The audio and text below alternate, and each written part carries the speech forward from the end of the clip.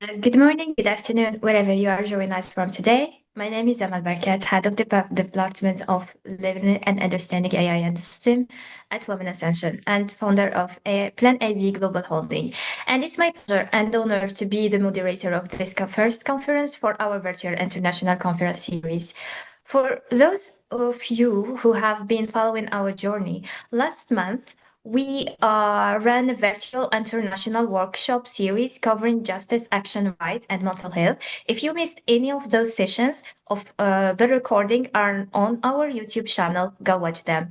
Today we launched the next chapter, the virtual international conference series. Today is day one, rights. Tomorrow, Sunday, justice. Monday, action. 3 days, 3 sessions, be with you as for all three if you can. Can one stand on its own, but together they tell the full story.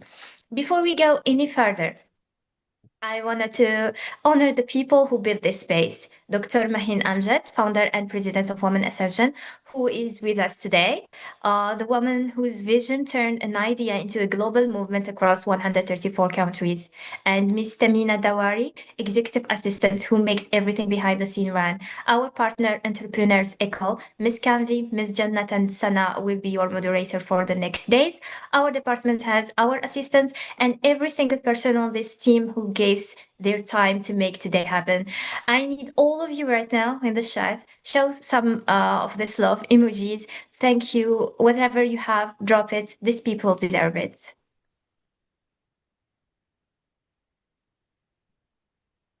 Thank you. Thank you very much for your interaction. So, for those joining us for the first time, Women Ascension is a global nonprofit organization empowering women through leadership, development, entrepreneurship, and economic opportunity. Active in 130 countries, 10 departments, a fully remote global model delivering free, high-impact programs that build skills, capability, and sustainable pathway for women and communities worldwide. We combine fellowship, mentorship, and global networks to equip leaders of all genders with the skills to innovate, lead, and create measurable impact aligned with all 70 UN Sustainable Development Goals. Visit womanascension.org to learn more. We will drop the link in the chat. So, thank you for always supporting the vision of Women Ascension. Your presence as a part of this important day means a lot to this community, to the people working against these responsibilities to make the future a better place for generations to come. We are all striving for quality of life. And I need you to hear this clearly, speakers and audience. Your words, your reflection, your solutions, your direction will be noted and documented by all of us. We are going to implement this learning in our batch 3 fellowship. We will incorporate your participation by focusing on the areas you highlighted today. We will not just be listening to you, we will be learning how to shape our efforts in a better way. So what we aim to align becomes successful. Which brings me to an important announcement. Women Ascension is officially opening batch 3 of our fellowship program across 10 departments. If you want to grow, if you want to lead, if you want to be part of this, this is your moment. The application link will be soon shared. So take it and share it. Now, today we talk about rights, and I want to ground this conversation in reality. No theory, no hope, reality. Globally, women have only 64% of the legal rights of men. 64%. Millions of women still lack equal rights in employment, inheritance, mobility, and safety. Legal systems often exist on paper, but access remains unequal because of cost, because of awareness, because of social barriers, and that no law can remove it on its own. And when women to seek justice, many are not believed, many are turned away, many are re-victimized by the very system that were supposed to protect them. Right now, in 2026, there are still girls in the world who are forbidden from going to school, not because they feel, not because they choose not to, because someone decide that the education isn't for them. There are still women who cannot own property in their own name. They are still active, enforce laws that treat women as less than an equal. This is not history. This is happening right now as we see it in this room. So today we are asking the real questions. where the right exists only on the paper but only in reality. What are the actual barriers women force in accessing their rights? How do culture, policy, and system interact to limit or enable those rights? And what does quality of life rules mean that when your rights are not fully accessible? Let me be honest about where we are. Rights are fragments. Progress exists, but is not equal across regions. Awareness is increasing, but implementation is slow. Women are speaking up more than ever, but systems are not responding fast enough. That is the gap. And that gap is exactly what we are here today. So, Women Ascension is here to close that gap. We are creating a global platform for women's voices across continents. We are bringing real experiences into structured dialogues. We are connecting leaders, learners, and participants to identify ground reality, not assumption. And in 2026, we are going further. We will document the rights gaps shared in this conference. We will build the global rights mapping through your insights. We will develop practical learning model in batch 3, focusing on the right awareness, and we will move from conversation to region-specific actions. So let me say this once, and I wanted this to stay with you for all 3 days. We are not here to just discuss. We are here to document, align, and implement. We are not waiting for change. We are making it happen in 2026.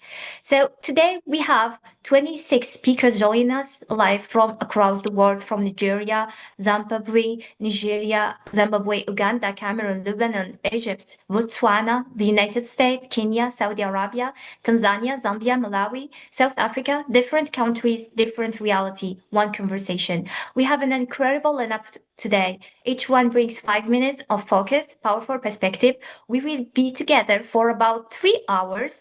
I know that sounds like a lot, but trust me, this next 3 hours may change the way you think. So I invite you, stay with us, stay until the end. Every speaker brings something different. Every voice adds a layer. You will hear stories, insight, and idea that you won't find anywhere else today. Isn't a session to drop into and leave. This is a session to sit in, absorb, and walk away different. Use the chat, react, ask question, be part of this. Let us make this 3 hours count.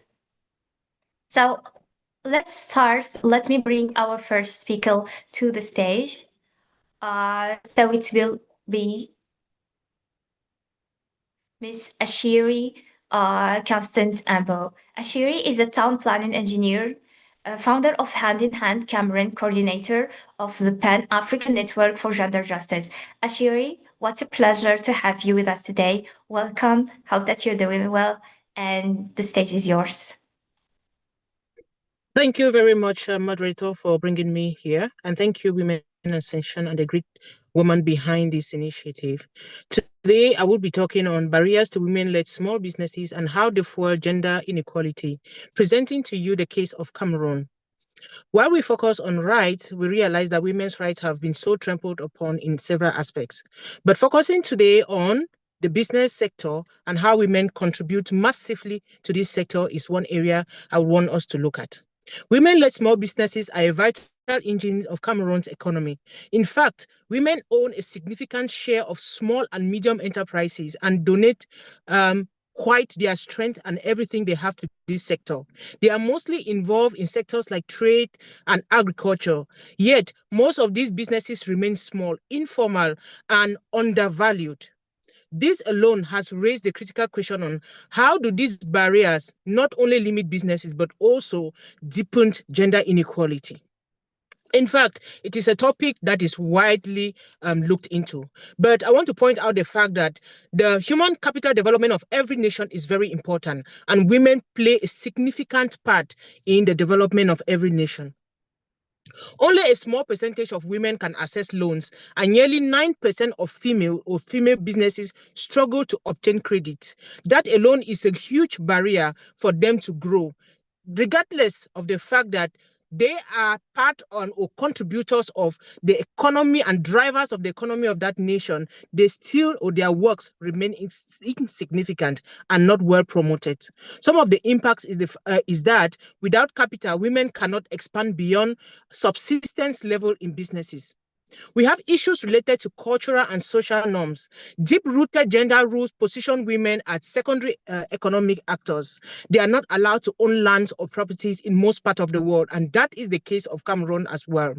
Though the government recognizes women's land ownership to be a very important aspect, but cultural norms have greatly limited women from scaling. That alone has pushed women into low-profit formal sectors. As such, into low-profit formal sectors means small businesses. They cannot grow nor internationalize what they are doing.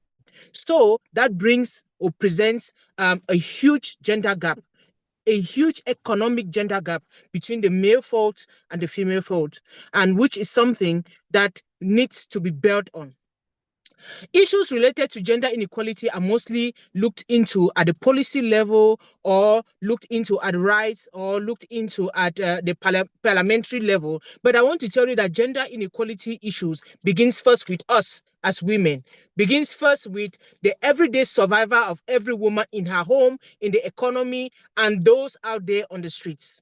Economic empowerment remains a vital aspect of limiting gender inequality in every nation. Thank you.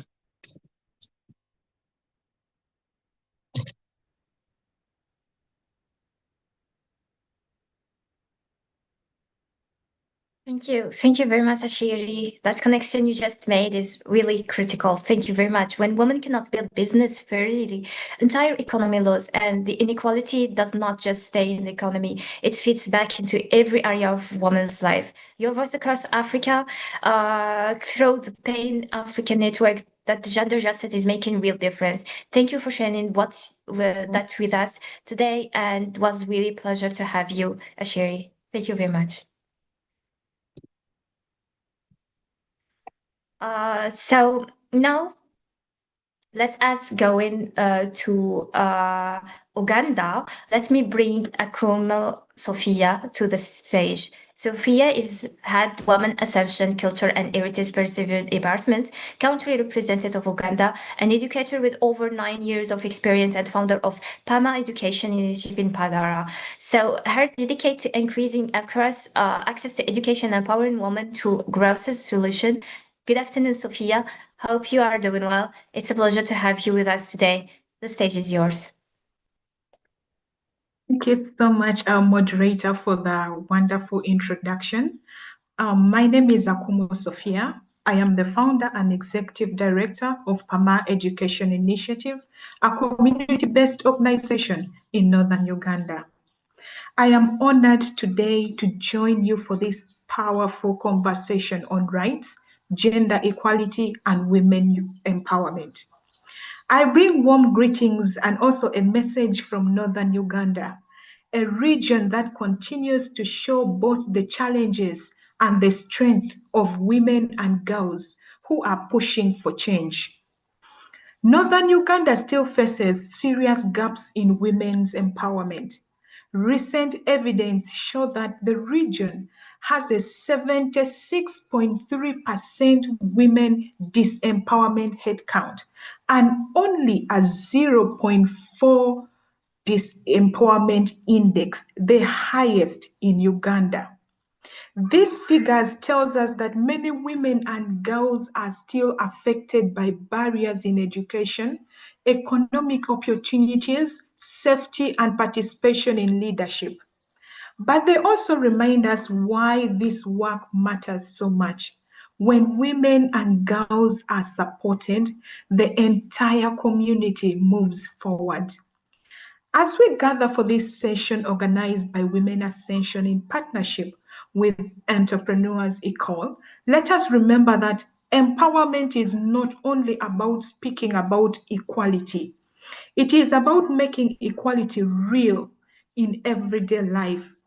It means creating access to quality education, decent livelihood, healthcare, protection from violence, and spaces where women's voices are heard and respected.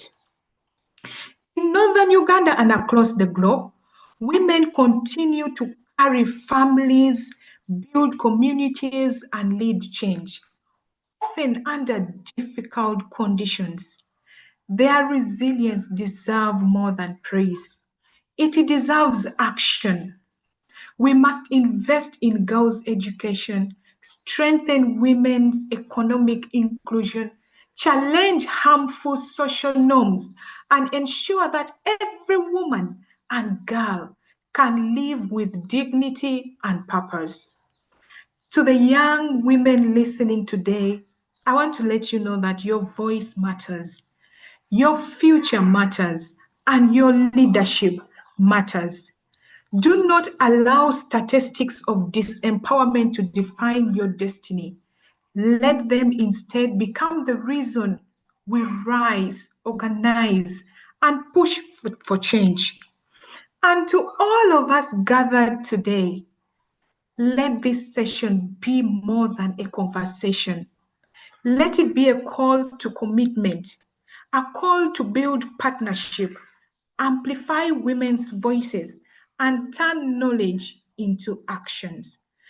When women and girls are empowered, families are strengthened, communities are transformed, and nations are lifted.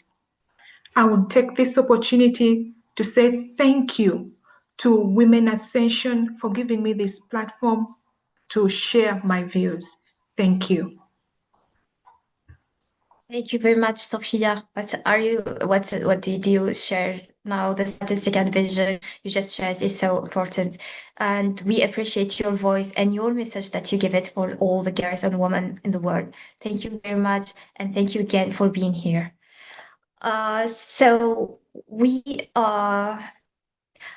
will move now to our incredible speaker, Clara Chimedza. Clara is a Microsoft and ITCA accredited woman in digital business, lead trainer, writer, and e-commerce entrepreneur dedicated to empowering women and girls in the digital economy. Welcome, Clara. We have been looking forward to hearing from you. The floor is yours.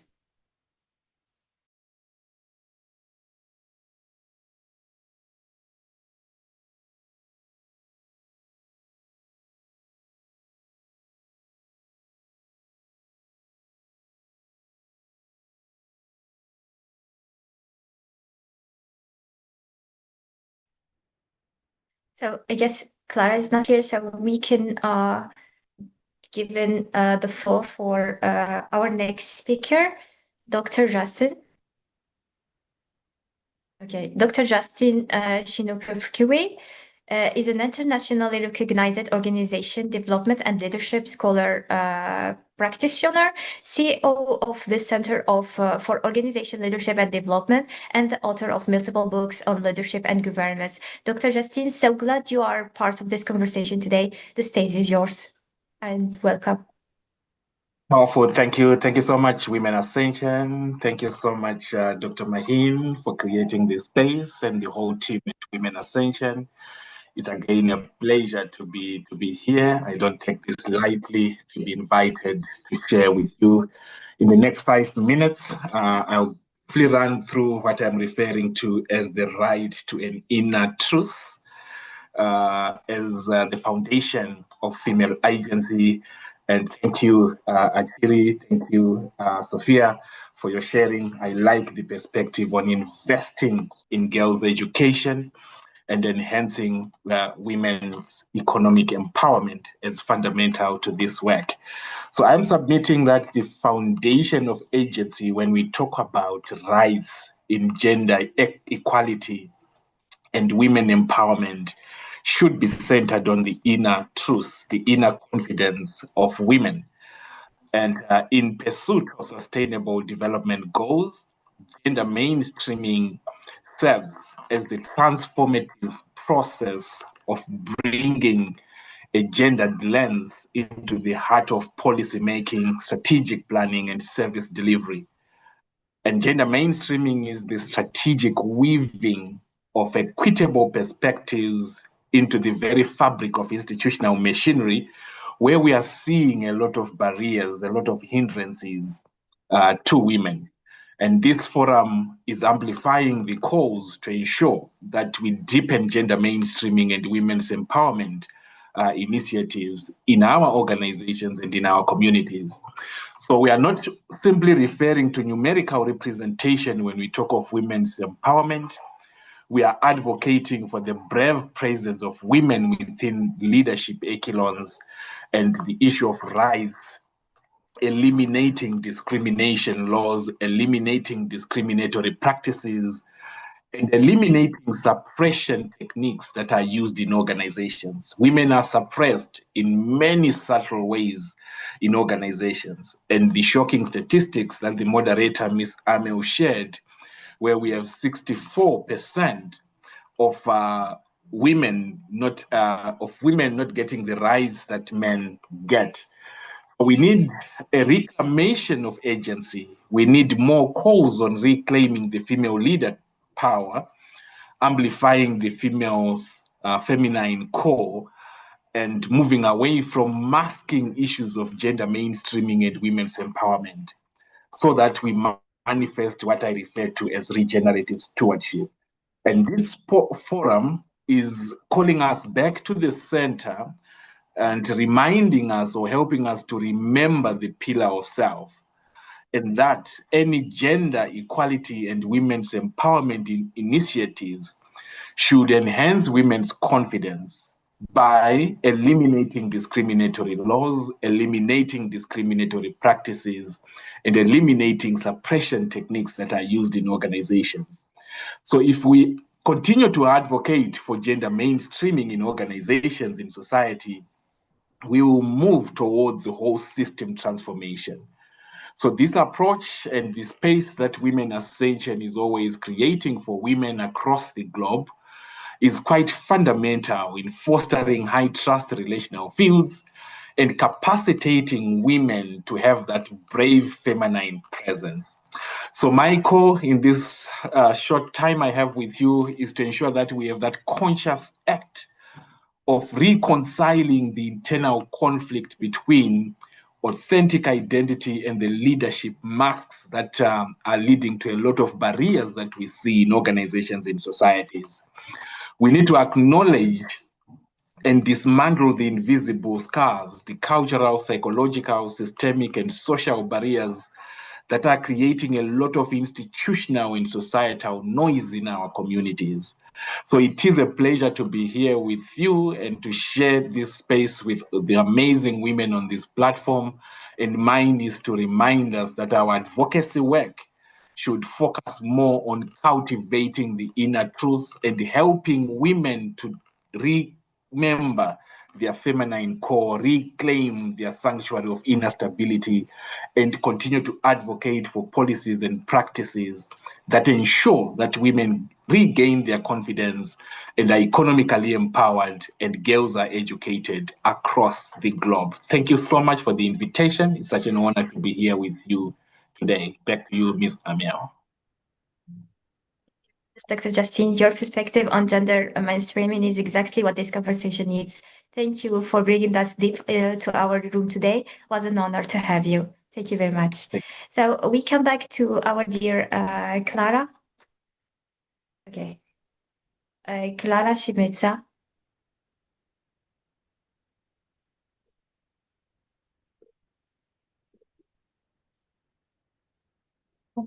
Hi, good afternoon, good evening, good morning, wherever you are. My name is Clara Chimedza, as you heard, from Zimbabwe. And I want to thank and appreciate all the first speakers that spoke before me and those that are coming.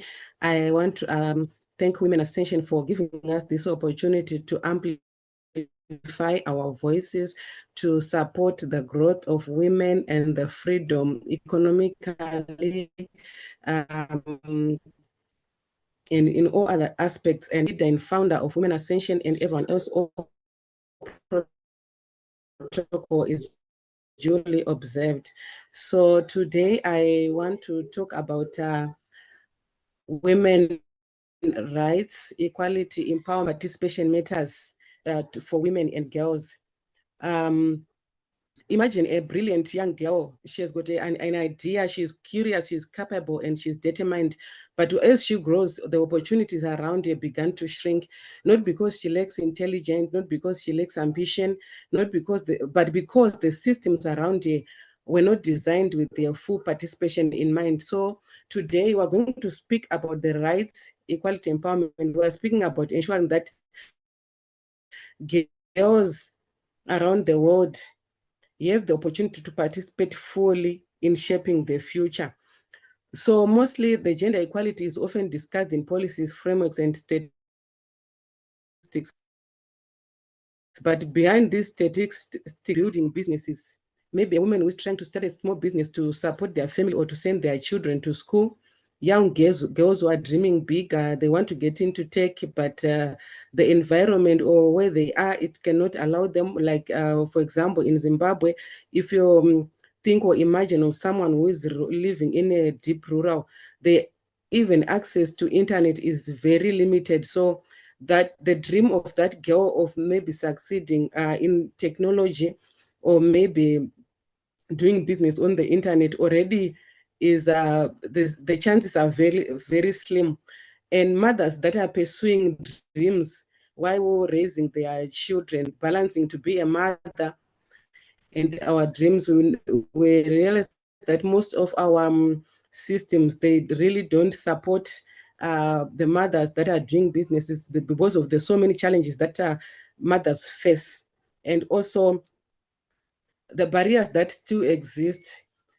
Despite the progress that has been made globally, many women still face barriers that limit their participation in economic life. Like, for example, unequal economic access.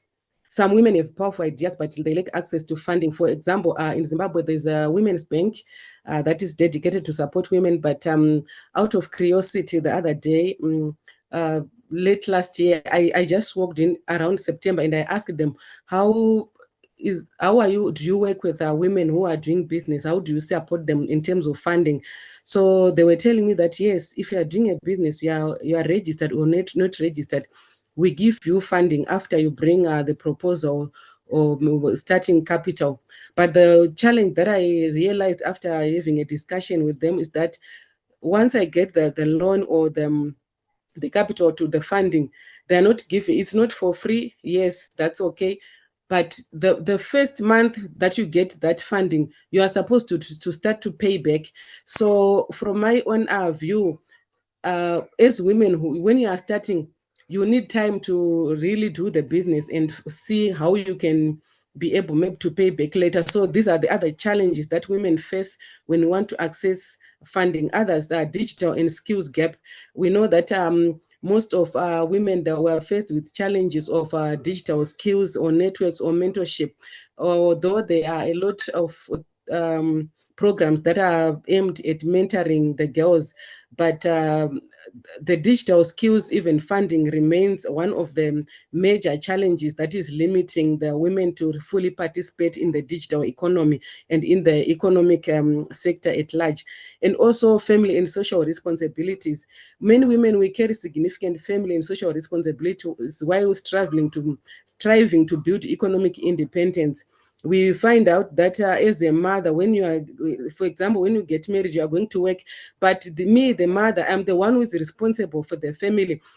My husband can pursue his career and do other degrees, masters, and all that he wants, and even change jobs and cities when there are opportunities there. But me as a mother, sometimes I'm limited even with the children or the marriage. Now I'm willing to see, can I leave the children and pursue education? So I now being forced to set aside my dreams, my aspiration, my purpose, the thing that I really feel that I'm capable of doing these things, but because of those social and cultural expectations and responsibilities that are more weighing on women than men, I won't be able to pursue my dreams like the same way as my husband will be able to do. So it's either one of the challenges where the society has created, nurtured women to say, we are the protector, the builder, or the one who anchors the home and the family. So one of the challenges that really touched my heart to say, we forget who are we get lost in being mothers and wives, and then we forget our that we have got something that is within me, that thing that I really wanted as a young girl to say, I want to conquer the world, but everything is put on hold. So this opportunity, my call for today, that as women, as the Women Ascension is doing these teachings and mentoring and helping women, may we have an opportunity for more women to say, as much as I'm a mother or a wife, my dreams don't have to stop. I must pursue my dreams. I must work and also get support. There must be systems that can be able to support us as women so that we can also pursue our dreams. And because there are still many opportunity gaps that are there around the globe because of these cultural aspects. So the one last thing that I want to talk about is that empowerment begins with access. So if we manage to close these gaps of lack of funding, digital gaps, and the cultural norm that we have grown into, we'll be able to have women who will be able to stand up, support their families, and excel in the family and outside the family, where we can find a balance to grow and excel as women, both in our families and in the economic world. Thank you.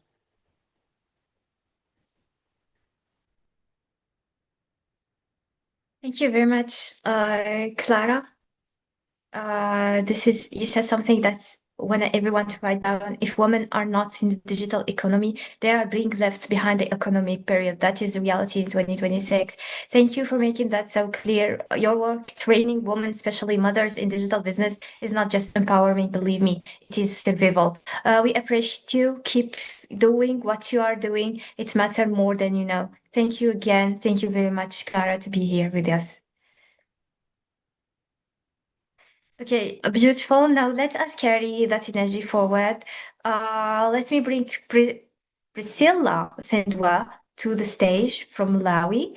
So Priscilla is a gender equality and social inclusion consultant with over 6 years driving GESI across international development. Priscilla, welcome. It's an honor to have your voice in this room. The stage is yours.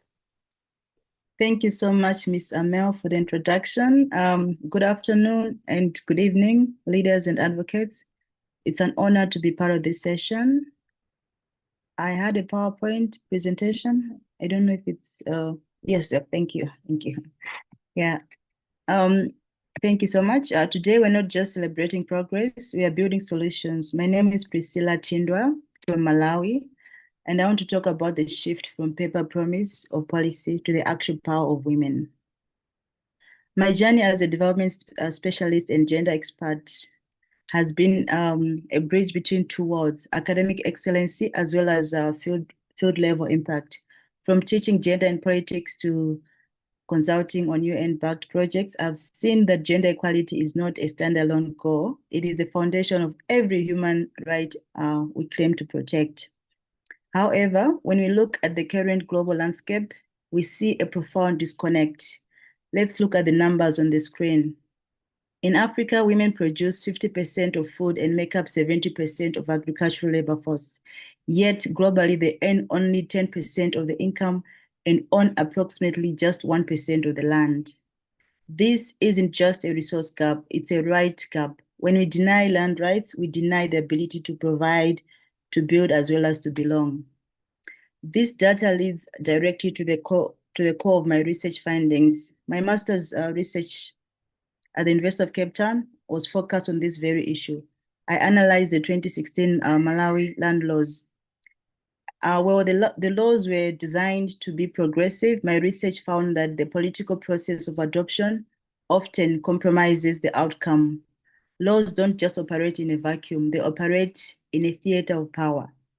This brings us to the most critical challenge in modern policy.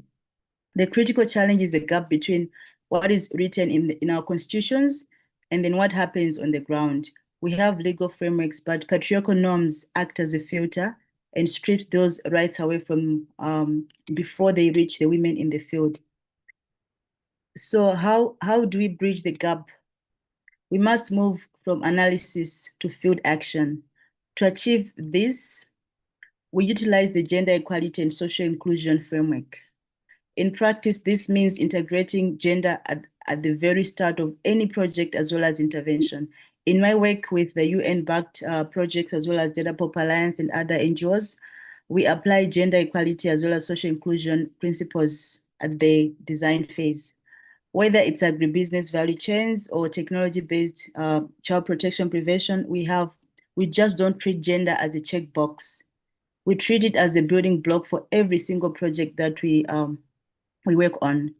So the impact of this approach is measurable, but our future direction must be intentional.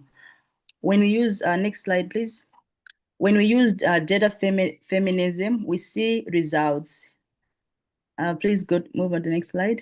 Thank you. All right, yes. And then add the next slide, please. When we use data feminism, we see results. My work has seen policy compliance increase by 25% and conflict escalation drop by 40% through community-led mediation. We understand that data-driven advocacy makes our voices undeniable. In order to eliminate these discriminatory laws, we must focus on 3 things. The first one is harmonization, where we align customary laws with the Gender Equality Act, in this case, the Malawi Gender Equality Act that I analyzed, as well as the Article 7 of the Universal Declaration on Human Rights. And the second thing is we have to make sure that we ensure that women are not just subjects of land law, but they're also administrators of the land committees. And then lastly, most importantly, substantive equality, where we must move beyond gender neutral laws, which often ignores different starting points. And we have to move towards gender transformative laws that effectively correct historical imbalances. And then what's our theory of change? Our theory of change is very simple, but profound. Please move on, think to the 10th slide. Yeah, okay, yes, yeah. We also need to make sure that we empower women through legal literacy, where women are empowered with skills to utilize the legal system through gender equality and social inclusion responsive education. So just to conclude, as we look forward, let us remember, substantive equality is different from gender neutrality. We don't need laws that treat women the same. We need laws that recognize where the barriers are and tear them down. A woman's right to her property should never be contingent on the relationship to a man. As I conclude, I reflect on a lesson that has shaped my career. My dissertation has taught me that politics influences laws, yes, but then my career has taught me that people influence politics. Let us be the influence that ensures the next generation of women just doesn't have the right to be equal, but the actual power to be. Equality is not just about, it's not just a high-minded ideal. It is a shield that must work in the village, the boardroom, as well as the parliament. Let me repeat that again. Equality is not just a high-minded ideal. It is a shield that must work in the village, in the boardroom, as well as in parliament. On this note, I invite you all to join me in this dialogue. Let us not just pass laws. Let's build justice. Thank you so much for this opportunity, and I'm looking forward to the discussions on it. Yeah, thank you so much. Thank you very much, Priscilla. When someone who works inside the systems tells us the systems are not enough, we need to listen. You are not just consulting, you are exposing the gaps that others walk past. That said, takes courage. Thank you for your honesty and your expertise. It means a lot to this conversation. Thank you again for being here and being part of this day. So let me bring now Linda Nakisuyi to the stage from Uganda. Linda is a procurement consultant and mentor specializing in AI-enabled procurement solution across multiple sectors. Linda, are you here? Welcome. Yeah, welcome, and it's an honor to have you. The stage is yours. All right, thank you very much. Good morning, good afternoon, good evening from Uganda. My name is Linda. I'm a procurement specialist. I'm also a mentor, global mentor, and also documenter. I'm glad to be part of this talk today, talking about gender equality and empowerment. Gender equality and empowerment is very sustainable and crucial for the development of all of us all. And I know that empowering women can boost economies and also improve communities. Let us look at examples. In Uganda, like Wanjiru Manthi has paved the way for the environmental and the social change. Even the Uganda Women Entrepreneurship Program has supported over 200,000 women who want to do business and also who would like to get funding. In Uganda, women are leading in agriculture, in tech, and entrepreneurship, as well as driving economic change. However, we have various challenges persisting. One of them, we have very high school dropouts. In primary section, we have over 53% of the children aged between the 6 and 12 years old who do not complete their primary living education. And also in the secondary enrolling, we have only 22% of women and girls who enroll for secondary education. There is a gender gap in literacy, and that prevents women from going up in the higher ladder and also getting job opportunities.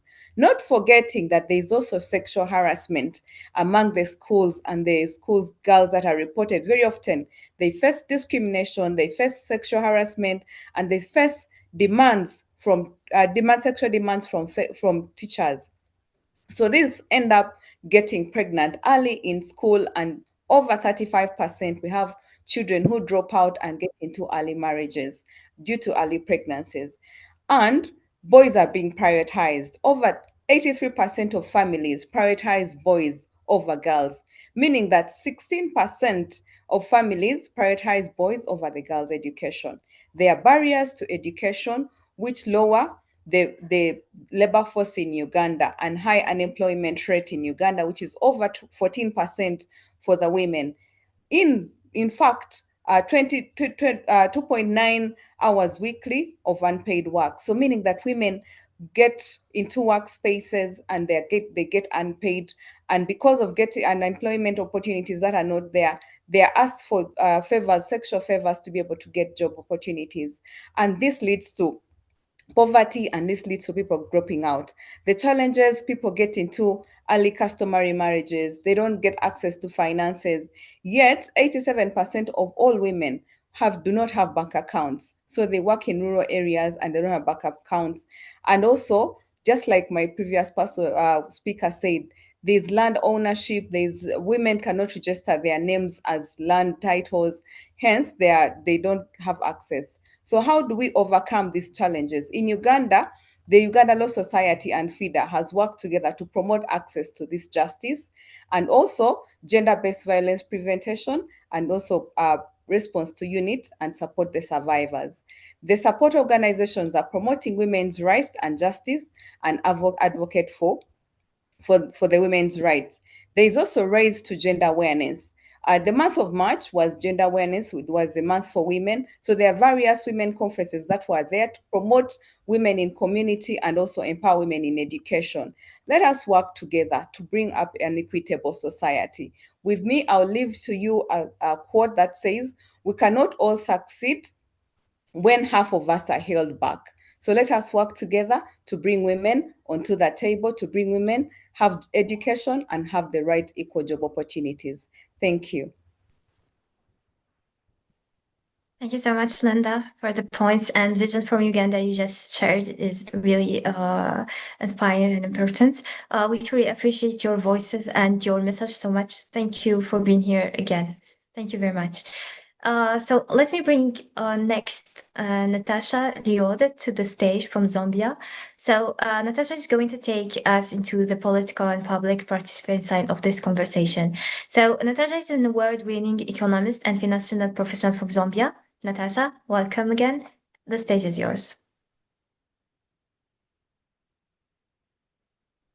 Hello, everyone. Thank you for having me on such wonderful presentation. Thank you, Women Ascension, for having me. So I'm going to try and stick to the 5 minutes time. I'm talking about equal participation in politics and economic and public life. So when we talk about this, it's not just a slogan. We hear everybody talking about equal participation for women. What does it really mean? We can go to the next page, please. Next page. Okay, so if we talk about equal participation, it's not just a slogan, it's a structure. It requires for a functional society when women are excluded in economies, in understanding governance, in offices, in important meetings, they're excluded, and a percentage of men are included in that. Women are segregated in that area. So to start with, women make about roughly 0.5% of the global population, yet political representation remains below parity. According to the UN, women hold about a quarter, only a quarter of parliamentary seats globally. This is a problem in Zambia, this is a problem all over Africa, this is a problem across the globe. So it's always something that needs to be addressed. Of course, we are moving towards a great momentum where women are beginning to be involved now. However, women earn less than men for comparable work. Access to finances, land, leadership still remains constraints to women. So this is not a capacity problem, it is an access problem. In politics, participation shapes a policy. When women sit in decision tables, priorities shift. Evidence shows high investment in education, health, and social protection. These are not soft issues. These are growth driven. You cannot design or an inclusive policy without including a voice that you're talking about. If you're in a room of decision making, you cannot all of a sudden come up with a policy that protects women if the women are not in the room, because the women are the ones who know what is being affected in their lives. Okay, so when you're in the economy, participation driven outputs, the World Bank estimates that closing gender gaps in the labor market can raise GDP significantly. When women work and invest, household stability, consumption becomes more predictable. Saving is a must for women because women are rational human beings and they're always looking out for the next generation. So human capital improves in that essence. So this is a macroeconomic and not just an advocacy. In public life, participation builds legitimacy. When women lead in communities, institutions gain trust. Service delivers past improvements, accountability, strength, social cohesiveness is improved when women are in these rooms making those decisions. So let's not just put it as a slogan, always talking about women being included in political decisions and economic decisions. So what holds progress back? There are three main constraints in this domain. First of all, legal and institutional barriers. We have discriminatory laws still limiting property rights for women, business ownership, and mobility in many regions. Some regions do not allow women to own assets or to have access to a lot of leadership roles. Okay. Secondly, economic constraint, limited access to credit. Like one of the previous speakers said, women are constrained when it comes to accessing financial resources from these financial institutions as compared to men. And it makes markets very difficult for women. It makes it very difficult for them to establish viable businesses that can be patronized globally. So markets keep women at the margin of the enterprise and investment. Thirdly, social norms, expectations about gender roles, restrictions, and ambiguity of priorities by certain leaders and countries. In Africa, I can give an example. In Africa, women have been perceived to be stay at home. A woman should be at home and just do home duties, which is wrong. And these social norms need to be worked on. They need to be improved on because a woman can do much more than just be at home. Okay? Then these are not just abstract issues. They show up in hiring decisions, boardrooms, political party structures, as well as household choices. If you are and some HR sitting in an office and you have a choice, a very educated, brilliant woman, well qualified for the role, but just because she's a woman, you start looking at, oh, she's going to be taking Mother's Day leave, she's going to be, taking maternity leave and all that. And the woman might be segregated and not employed because she's a woman and they're not considerate of that person. So it's always a hassle. Women always have to fight 3 times harder, if not 5 times harder than men to get in certain positions or in certain offices to actually just do the same job. Okay, so now the response must be practical. Both the government and the private sectors, they need to come up with reforms that help women move forward. They need to reinforce the equal pay for equal work, introduce targeted policies that increase women's representation in parliament, in local governments, and not just being a political talk or when elections are near and they're talking about, oh, we'll do this ABCD for women without implementing these policies. It starts with us. It starts with this room. We talk about it. We voice out. The more and more women are talking about it, our voices are being heard, and eventually these policies will be implemented and moved. Okay. So when it comes to communities as well, we need to redefine leadership as a competence, not just as a gender. Support girls' education, finance it, governance, challenge the norms that silence women in public spaces. You can help women or young girls in schools right now boost their confidence, hold conferences like this conference that encourages women to speak up, be in position of leadership and not close themselves up. They need to be strategic. They need to be heard. They need to be encouraged. If it's helping them in a small way where you help them finance their education, even small books, you can just help them and encourage them to stay in school, be educated, and force themselves into those positions that are being deprived of. Okay. And then women must claim spaces, participate, not participation is not given, it is taken, built, and sustained. So when you're speaking in a room where decisions are made, make sure your context, your position, you build your enterprise, be confident. From that network, you'll move your capital, information, and influence. It comes from those rooms. For this platform has been a great platform for women, speaking for women, advocating for women. It starts from this platform. So do not wait for perfect conditions. Systems rarely change. Let it be clear that this is not about replacing men. It's about rebalancing the system. Being an inclusive leader or leadership procedures, better outcomes, data supporting experience confirms it. If half the population is underutilized, growth is crippled. If your voices are excluded, policies is incomplete. If talent is ignored, progress slows down. So the cost of inaction is immeasurable.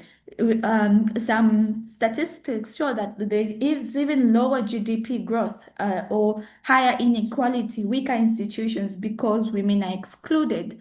So the gains from actions are also measurable. You see strong economies, better governance, more stable societies because women actually know the root cause of their problem and they can better implement these policies. So this policy agenda, it is also a personal commitment. Each of us here has a role. If you lead, you open doors. If you invest back in women, you need to invest back in women. If you vote, you support inclusive leadership. If you teach, empower the next generation. So equal participation is not a future goal. It is a present responsibility. I'm going to leave you with this question. The question is not whether women are ready. The question is whether systems are willing to change. So my question to you is, are you willing to create opportunities for the next women? Thank you so much. Thank you very much, Natasha. What you said is clearly so political participants, economy participants, public life, these are not favored to women. They are right. And they are overdue. The distinction is everything. We need that balance right now. So thank you. We are so grateful for your voice and your clarity today. Thank you very much, Natasha. And I wanted to keep you, Natasha, here because I want to have some pause between the speakers. We take just one question for now. I guess it's for you. Is how can we ensure that gender? So Ali Raza, his question is how can we ensure that gender equality policy lead to real measurable change rather than remaining only on paper? Natasha, the question is for you. Okay, Yeah, thank you so go much ahead, for that Nadia. question. So it's like I said, it starts with us in this room. You make the decision to start making the improvement, not just on this conference. You begin to make changes. Like how Women Ascension started. It started on paper and eventually it's materialized to this global conference that we hold each a year and people are able to participate.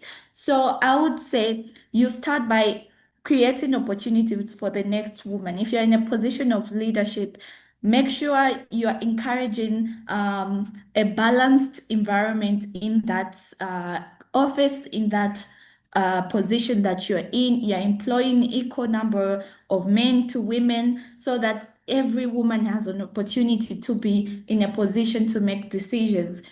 Do not promote based on gender, promote based on merit.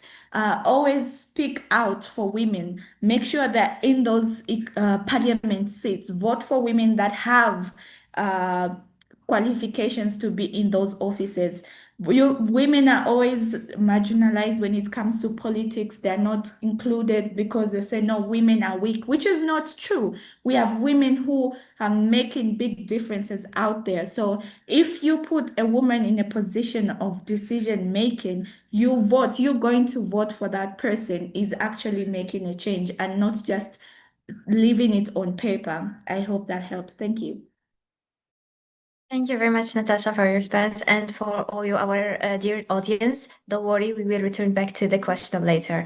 So let me now bring our next speaker, Elizaberth Mwaba. Elizaberth is a medical physicist, health data analysis, and the champion for gender equality and youth development. Elizaberth, welcome. Sorry to make you waiting. We are so excited to hear what you have here to share. Elizaberth, welcome. The stage is yours. Thank you so much, Amel. I'd just like you to confirm if you're able to get me. I'm having a bit of connectivity issues. Okay, no Yes, we worry. can. No worry at all. Okay. You can get me? Yes, we can. Okay, thank you so much, Nahin. I would like to appreciate Women Ascension for another opportunity to speak to amazing women around all over the world. I'm seeing beautiful, brilliant women coming forth and speaking about our rights. And the first step to getting them actualized is actually women getting uncomfortable and going into spaces that would otherwise not accept them, but rather fight them. And this is such a great platform. Women Ascension has really opened so many doors for me on a more personal level as a young woman. Even when it comes to accessing opportunities, it is because of such amazing platforms that I was able to get into spaces that I initially wouldn't have. So thank you so much, Dr. Mahin, for coming up with this initiative and never giving up even when things were not going according to the way you planned them to. So I have a PowerPoint I would like to share so that you can just have something to look at even as I am sharing my presentation. I would like to ask for permission to share my screen if that's okay. Yes, please.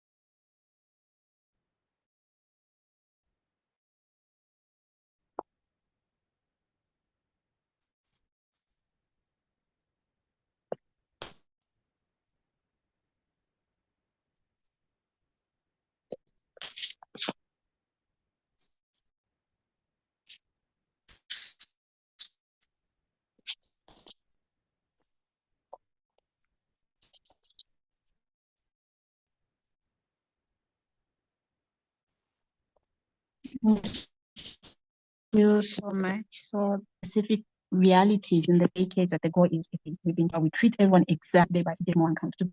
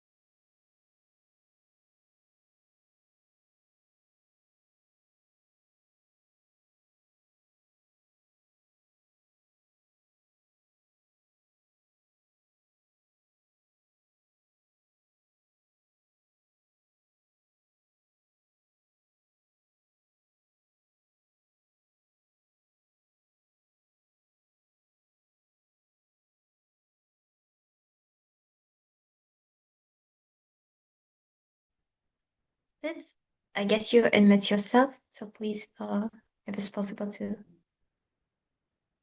admit yourself.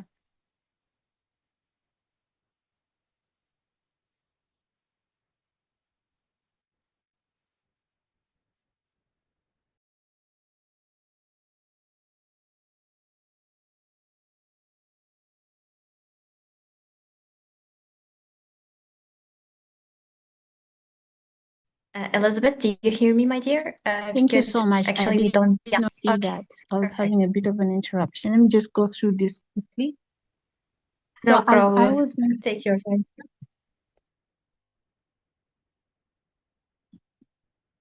Thank you. Apologies for that once again. So I was speaking about the equality paradox.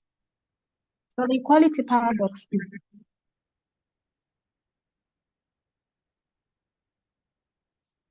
the equality paradox is this: in an unequal reality, neutral rules produce unequal results. Most of our modern systems, our corporate ladders, our tax codes, our credit systems were designed for a neutral person. But historically, that neutral person has no domestic responsibilities, no biological interruptions, and a support system that's waiting for them at home. When we apply those same neutral rules to women today, we are not being fair. We are asking women to compete in a game where the rules are written for a life they don't live in. Naturally, women have got domestic responsibilities that they have to come back home to. Fairness isn't about ignoring the differences. It's about accounting for it so that the outcome, the ability to thrive, is actually truly shared. I saw this amazing story on social media where a man was talking about his success and how he was able to move away from home. And he could only do that because he had his wife home who was responsible for taking care of the children and the house. If it was a woman having to move away from home, she would still be tied to the children at home. It would be a very different story from a man, the way it was received, the way it would be received for a woman. The invincibility of this double burden. So we can consider the double burden as the responsibility, domestic responsibilities that men and women have. So we can celebrate that a woman who breaks the glass ceiling, but we rarely talk about the sticky floor, what she had to fight in order to get there, of the unpaid care work that she still has to manage. Economies across the globe are subsidized by the invisible labor of women. The cooking, the caregiving, the emotional management of the home, this isn't just a lifestyle choice. It is the very infrastructure of society. Yet when a woman applies for a business loan or a promotion, the system views her time spent caregiving as a gap or a lack of commitment. We have to ask ourselves, do women choose these roles freely? Do we choose those roles freely? Or are we making choices within a system that has already decided for us? When childcare is unaffordable and flexible, it is viewed as a special favor, quote unquote. The choice is to stay home isn't a preference, it's a constraint. Who's going to take care of your newborn? There is those kinds of things that we need to put into consideration. So I think of a woman I met during a development project. She was brilliant. She was a natural accountant. She ran a small tailoring business, and she wanted that business to grow, which is something natural, right? Something that you would want to do if you're running a business. So that eco policy offered her the same 9 a.m. training session and the same collateral requirement as any male entrepreneur. But they're not the same. She had a baby she had to look and take care of. But that's very different. When we look at the real world, the reality isn't equal. Her workday doesn't start at 9. It starts at 4 when she has to prepare her children. She couldn't attend the training because she was clashed with the only time she could supervise her children. So the police was neutral, but the result was a door slammed in her face, because true fairness would have meant a training session held in a market, in the market stores, or credit score based on her consistent community savings group, rather than land titles what she was legally barred from owning. That isn't special treatment, it's structural adjustment to level a tilted playing field. So, like I mentioned before, equality does not mean sameness. Even when we're trying to include women, we have to make sure that our programs are responsive to the actual challenges that these women face, and make sure that they respond to those challenges, even as we are saying that they should access opportunities.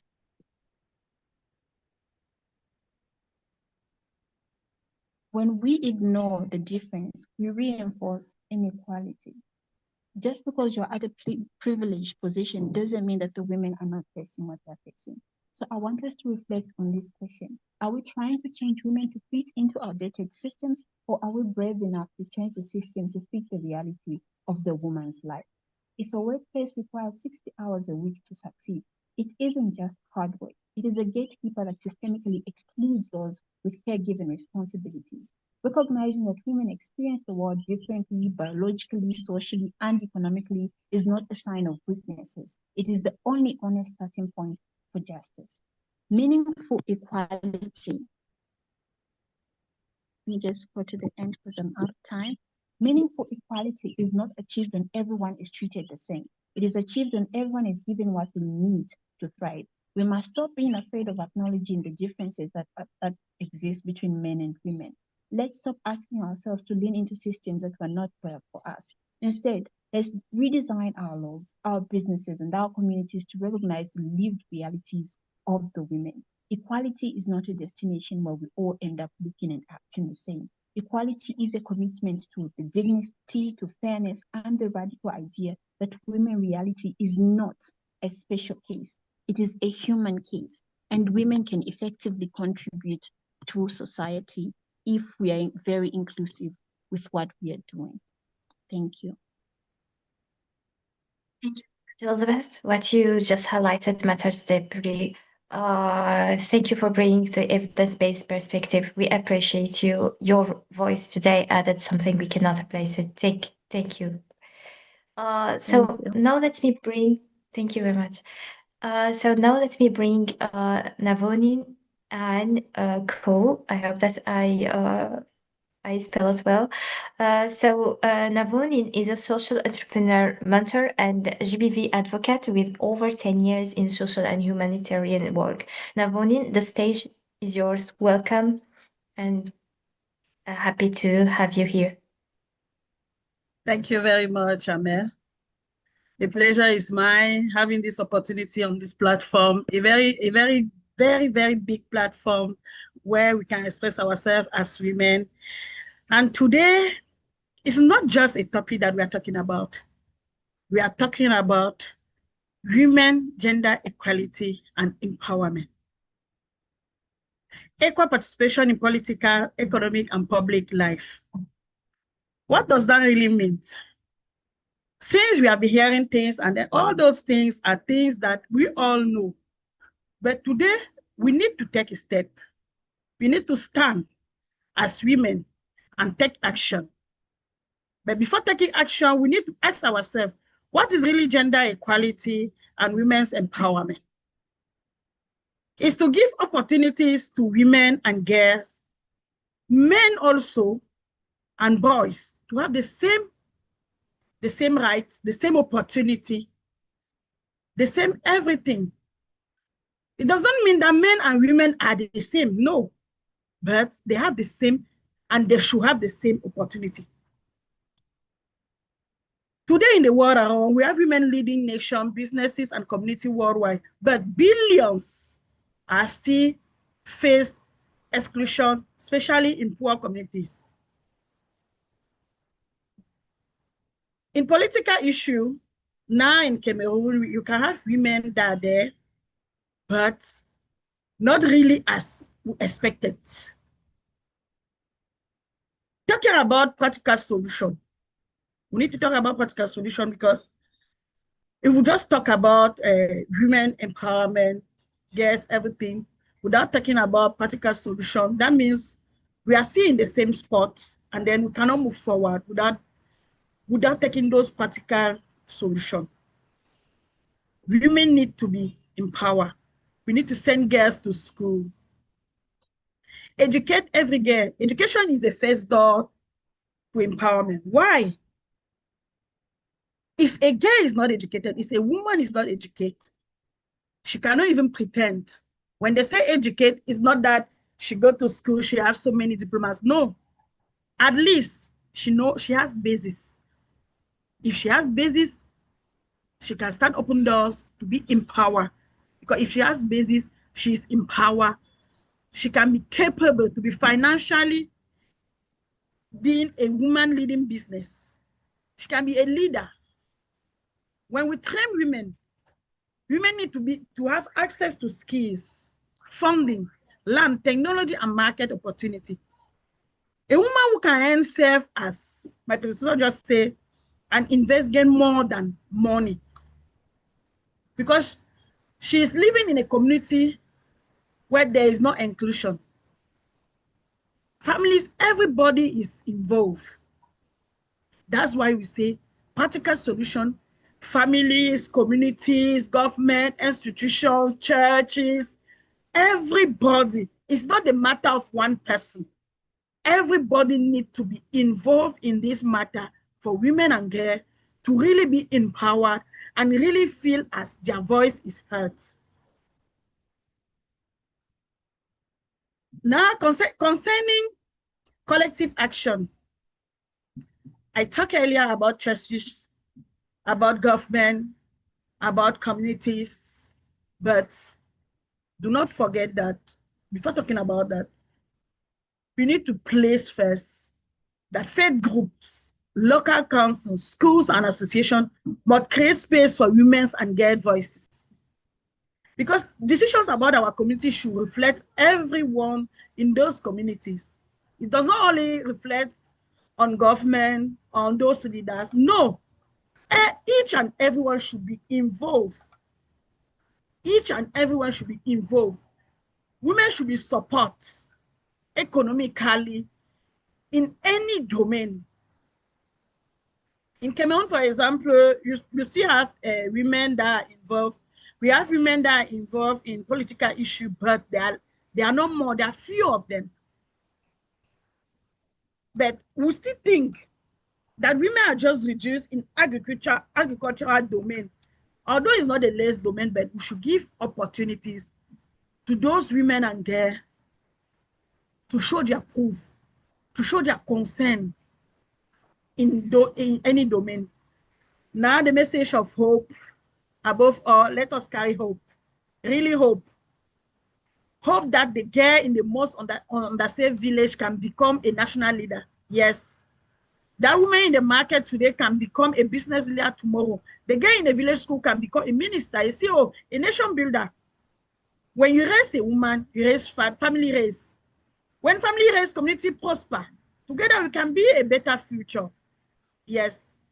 Now I will leave us with the question. What is our own participation in this woman growth, in this girl growth? What is our participation? Are we just going to sit and there keeping talking without taking action? Are we going to stand as we in Agi Foundation will stand? We empower girls, we empower women, even education, we sponsor them, scholarship, everything for those who want to be financially independent. We sponsor their small business because we believe that if a girl or a woman is financially independent, there are many things that they cannot face. Let us just stand together and say, yes, we are going to do something for us, for our voice to be heard, and also for us to stand and take action. Thank you very much. Exactement, Naveen. Yes, we will stand all and do something actually in reality. Is not will be staged just speech, but actions. Thank you very much, Navonine. Really, that's exactly what this conversation needs. Thank you very much. So let me bring our next speaker, Rupafedzej Mushowa, for the stage. She's from Zimbabwe. She's a climate change and tourism practitioner focused on Africa reality and women-led tourism resilience. Rupafedzej, the stage is yours. Welcome again. Thank you so much, Amel, and thank you. Just call me you. Ropa. That's fine. I'm sure you can start sharing the Ropa. screen. Excellent. Yes, sorry. Thank you very much. Excellent. Hello, ladies here on Women Ascension. Welcome to this powerful conference. I'm happy to be part of the presenters.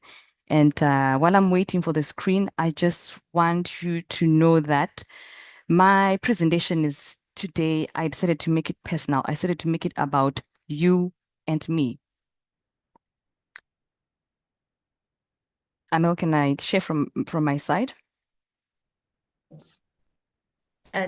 Yeah, go ahead.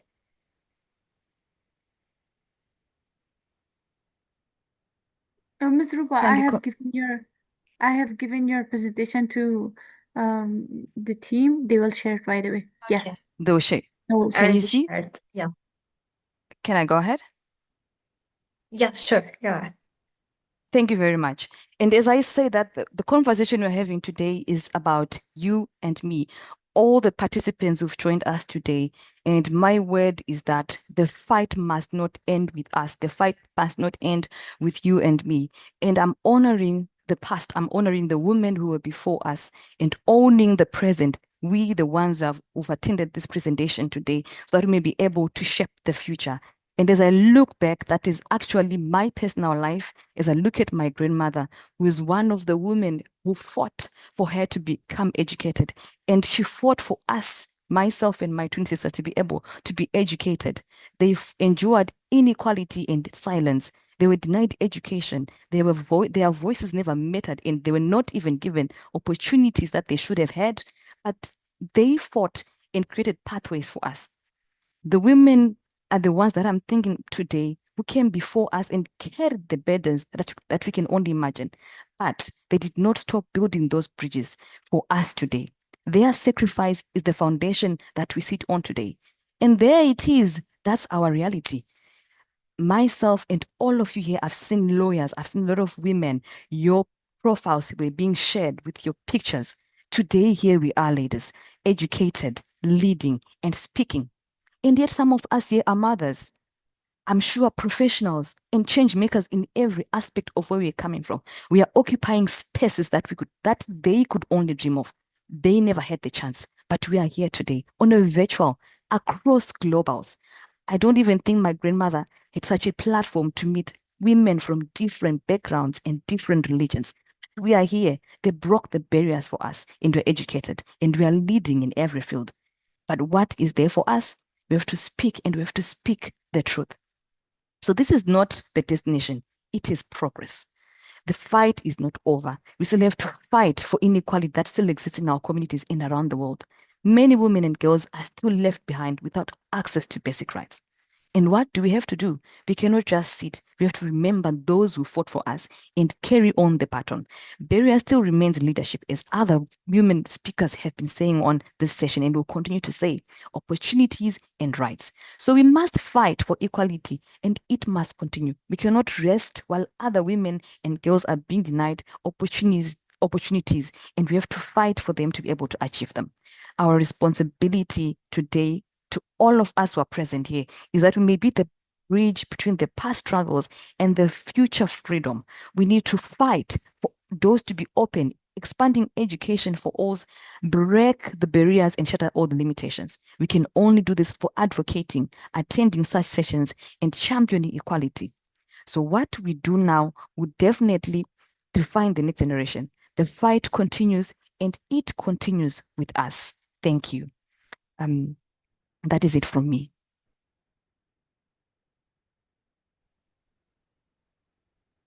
Thank you very much, Rupa, for what you shared. You and me, that was great. Thank you for sharing your story, and we wish your grandmother a long life. Thank you very much, Rupa. Thank you. It was a pleasure to have you and to deeply connect with you, my dear. So we move to our next speaker. Yeah, Miss Iram. Okay.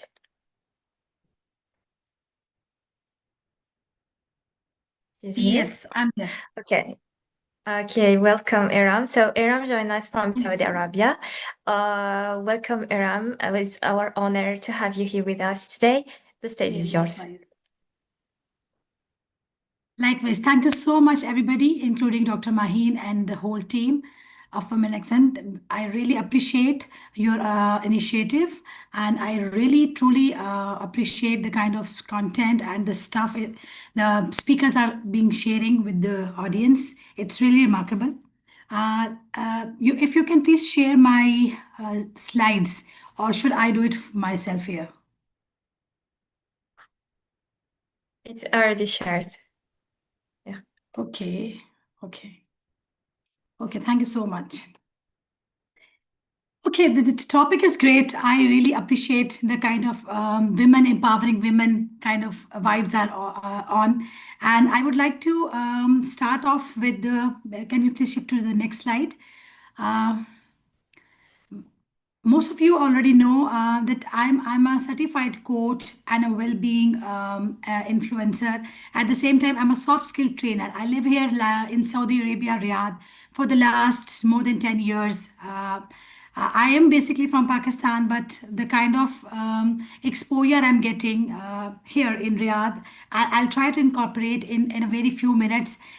We are talking about gender equality, but I'm just looking at this area with the lens of well-being, with the lens of mental health, with the lens of the emotional resilience and emotional well-being of a woman, because that's my area of expertise, where I actually feel so much attached with, because whenever you're talking about women, it's all about emotions. We know we are emotional beings. As compared to the male, the female physiology, her brain, her neuroplasticity, her whole life is basically more or less is based or surrounded by emotions. So that's the reason when I talk about empowerment, for me, empowerment means self-worth. Empowerment means self-confidence. It means your confidence and your self-esteem, which is actually the basic ground where you're actually standing as a woman. So for me, women empowerment is all about her own worth within her own self. So how do I perceive myself is merely dependent upon my own self-worth. So how would I describe it in a better way? That inequality impacts a woman's self-worth, her self-confidence, and her identity formation as well. When we talk about identity, it's a very, very basic thing. And initial 7-8 years of any human being are the most critical years of her life. And I would say that if any child, especially female child, is given the right kind of environment, the right kind of parenting and societal display, a positive societal display of information and empowerment, that child, that female child, is going to be an independent, emotionally resilient, and confident human being in future. Why I'm saying the initial 7 years? Because studies have been proved this fact that initial 5 to 10 years are the most important years of any female child. I know I have less time, but please just let me finish with the last slide. I'm going to ask you for two. So please, real empowerment comes with confidence, with psychological safety, and your belief in yourself. Psychological safety, please note down this word. This word is very important because we women, we thrive better, we work better, we feel better when we feel psychologically safe. Not just safe, but psychological safe. I know and I understand the time lag. Please shift to the next slide. And I would like to here actually link women empowerment with faith, which is coming to the next slide. Because for me, my inner strength is coming with the strong faith. Whatever your faith is, whether you are a Muslim or a Christian or a Hindu, or you belong to any other sect or any other religious base, remember one thing: faith and that belief that we are connected. We are not alone. We are part of the universe. We are the universe, and we are the part of the universe is one of the most empowering feel and one of the most liberating feel for any person, especially for the women, because that gives us purpose, that gives us patience, and that gives us emotional grounding to feel and to deal with different aspects of our lives, to deal with the career, to deal with the home life, and any aspect that is actually become conflicting for us if we don't have that faith in God.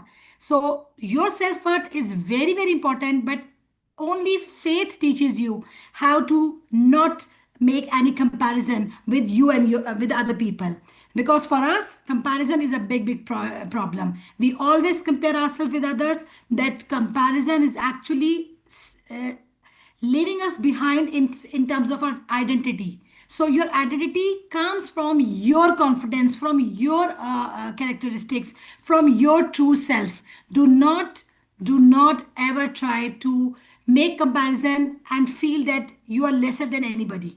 So if you're strong in faith, if you have self-confidence, if you have that feeling that your self-worth is coming within, is coming from within, it's not outsourced. So you're not seeking for the validation. The problem that females are usually seeking, I mean, in our society, validation. We need validation from the parents, from the peers, from the colleagues, from our children's, from our parents, that we are doing well, that we are good. We are good.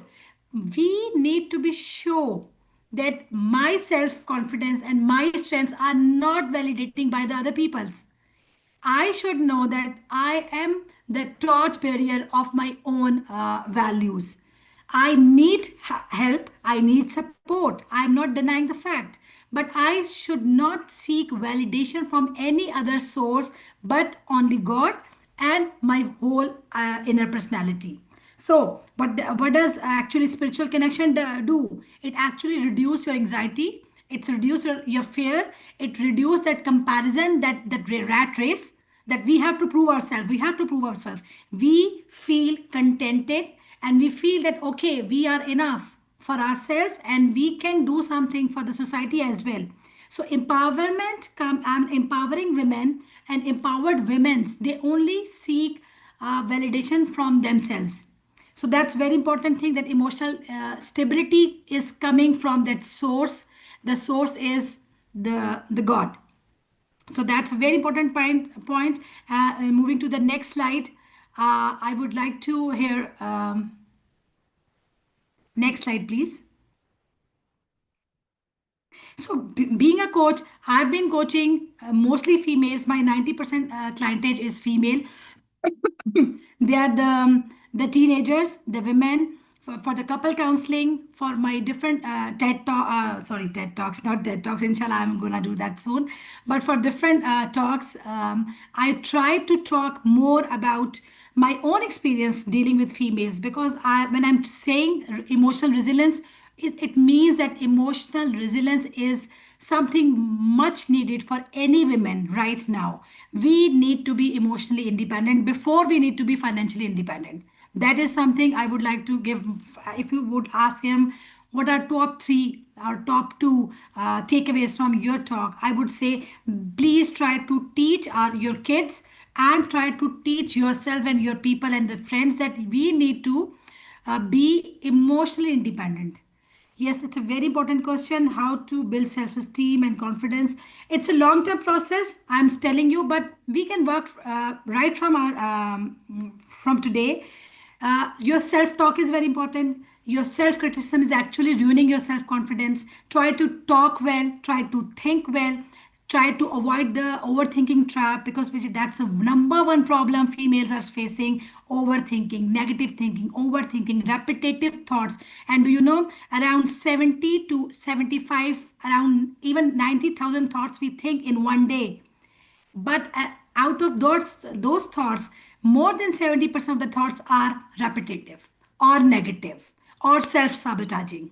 So we need to shift the mindset, and mindset shift. That's why I started with the first initial 10 years. Those 10 years are the basic platform, the basics of anybody's personality building. But if that doesn't mean that if I am 39, or if you are 35 or 50 or 60, you can't change yourself. No, we have that power to impact our own personality, and we have that neuroplasticity has proved that we can change ourselves at any point in our life. So changing to the next slide, I would like to just give one last message. If I have, how many minutes do I have?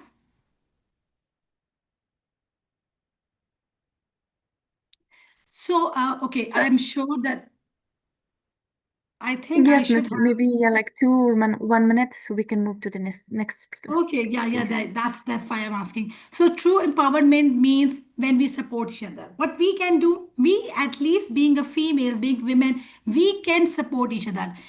Instead of actually making other feel down, we can empower each other by just appreciating, by just talking good about each other, by just supporting, or just giving a shoulder to cry if any women need. So we need to be more empathetic, we need to be more supportive, we need to be less judgmental about each other as a women, because I would say that in most of the time it's not necessarily men, but it's the women who are actually criticizing other women's, who are actually playing that bad role into their lives. So what we can do is, if we're talking about empowerment, it's not just slogan. We need to be more empathetic, we need to see that soft side of each other's, and we need to actually make sure that we empower each other. So, and at the same time, the last point, please, in this equality doesn't mean that we have to copy men, or or men need to be a replica of a woman. We are different physiologically, psychologically, our brain works differently, we are different than men. So equality doesn't mean that we want to stand on the same ground. God has made us in a very, very specialized way. So embrace that specialized traits, be more kinder, embrace that womanhood and that motherhood that is actually given by the universe to us, and try to be more emotionally available for the other people, so that that connection which is lacking in today's world, because of the AI, because of the technology, because of the so many factors, that human to human connection is lacking. And that's my last and final point. Let's be the strength for each other, and let's provide that psychological safety to each other in today's world. We are valuable, we are equal, but we are equal in a way that we are designed in a distinct way. So we are there for each other, and we don't need to compete to the men to prove ourselves. We are already enough. Thank you so much. Thank you very much, Erin. This is so insightful. Thank you for sharing that perspective. So everyone has its own story, and hearing yours adds a layer to this conversation that we needed. We appreciate you being here. Thank you again. Thank you so much. Thank you so much. So now let us move into bring Gladys Miago to the stage from Tanzania. So Gladys is a legal expert specializing in women's and children's rights. Gladys, welcome, and it's an honor to have you today. The stage is yours. Oh, thank you so much, Ms. Amel. Thank you so much. So I'll be going to talk about gender equality and women empowerment. I tried to shorten my my presentation, because when it comes to gender equality and women empowerment, it's like it's trigger my inner me. So let me just try to shorten it so that I can share my document.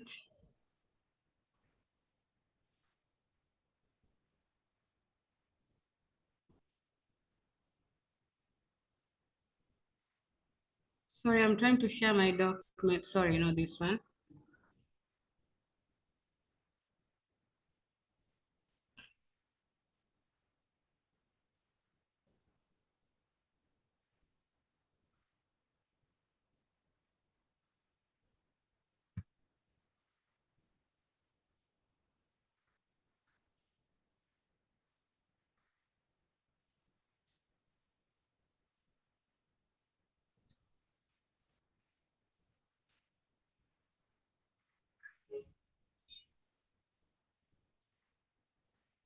Okay, thank you so much. So we're going to talk about gender equality and women empowerment, the case study based in Tanzania. Let me start by saying this. We should know that gender equality is not an optional. It's a economic strategy, social and political inclusion. Like, because other people can say when you talk about gender equality, they think like it's an option, it's not necessary, it's not mandatory, it's like it's not necessary. Like, to why are we talking about gender equality? So we have to know that gender equality is not an option, it's an economic strategy, social and political inclusion. And also gender equality is it's like a linking situation with the women empowerment. When you talk about women empowerment, doesn't mean favoring women, because in most society, the perception is like when you talk about gender equality, they think like it's all about favoring women. No, but it's meant to give a voice to the voiceless. Most of women are voiceless. So it's to give the voice to the voiceless in all aspects of economically, politically, social empowerment. So the Tanzania has a momentum, but gaps remain. So there are some gaps in Tanzania, though we are trying to be the front line on talking about gender equality and the women empowerment. So we have to know as well, like it's a fundamental human right principle. We have to know that, like, why this matter, why gender equality matter. Gender equality is essential to SDG 5, as you know, like social and sustainable development goals and all development outcomes. Women make up of 50% of Tanzania population, but face structural barriers. So the structural barriers which are the one who hinder most of women in Tanzania not to have gender equality, not to have be empowered.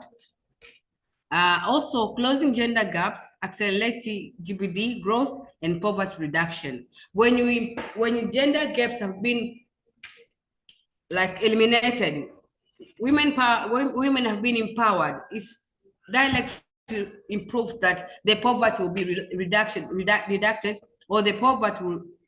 Sorry, I think what I shared has been gone. I don't know what's happened.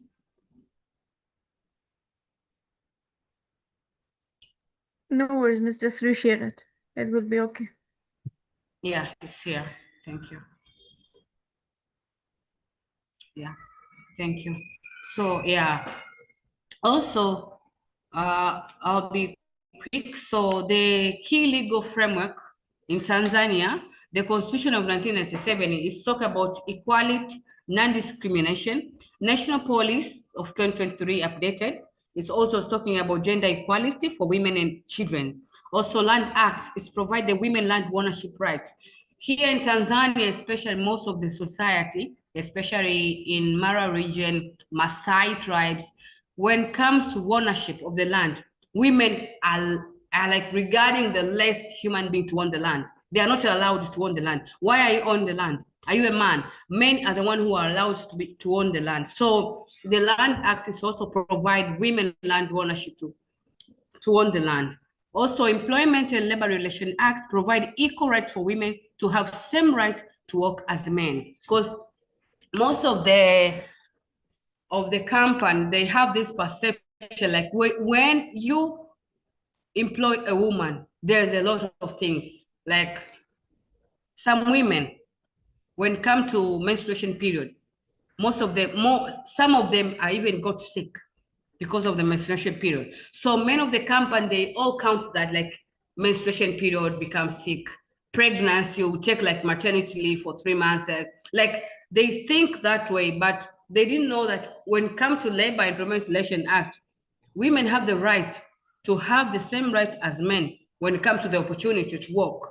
It's like, it doesn't matter, like I want to be like maybe a property manager, then it's like, because I'm a woman, I don't have to have that opportunity. No. So also Universal Declaration of Human Rights, Article 7, it says that like women have the right, all people have the rights. Also women and gender development policy, as well as, so the gap is all about the enforcement and implementation. The laws are there, but how are we implementing it? That's the problem. Because having the law without implementation, it's nothing. So if we have the laws, that's meaning we need to be a front line. We need to implement those laws. We need to enforce those laws which we put. Okay. And other thing, critical gaps on gender equality and women empowerment in Tanzania. First, there's the early marriage still exists. Most of our Law of Marriage Act, it has a gap when it comes to children under 18 to get married. So if there is a approval of the father and the mother, that child is allowed to get married. So that's the gap we have here. So early marriage still exists.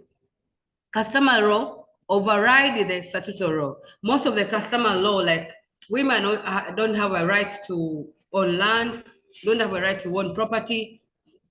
Men are the one who has the right to own property and land. So even weak enforcement and mechanism. So it's like we have this enforcement, but it's not that strong one. There's still some gap. There's still some void on it. So we need to wake up and work on this. Limited access to justice, especially for rural women. Most of the rural women doesn't know concerning their right, doesn't know where to get their justice, doesn't know if this situation is an abusive situation or not. It's like they can be abused with their spouse or partner. So in their perception, it's like, because it's a man, maybe this is my right, I have to be abused or I have to get assaulted. They don't have that knowledge that this is not right. I have a right to have a justice on this. So also here in Tanzania, we have a patriarchal system, like men are superior more than women. So we have these patriarchal norms and social expectation, like society can be wonder like, why are you talking in front of men? Why do you have to speak? Like when men they are speaking, you're not supposed to speak because of a woman. No, that's not right.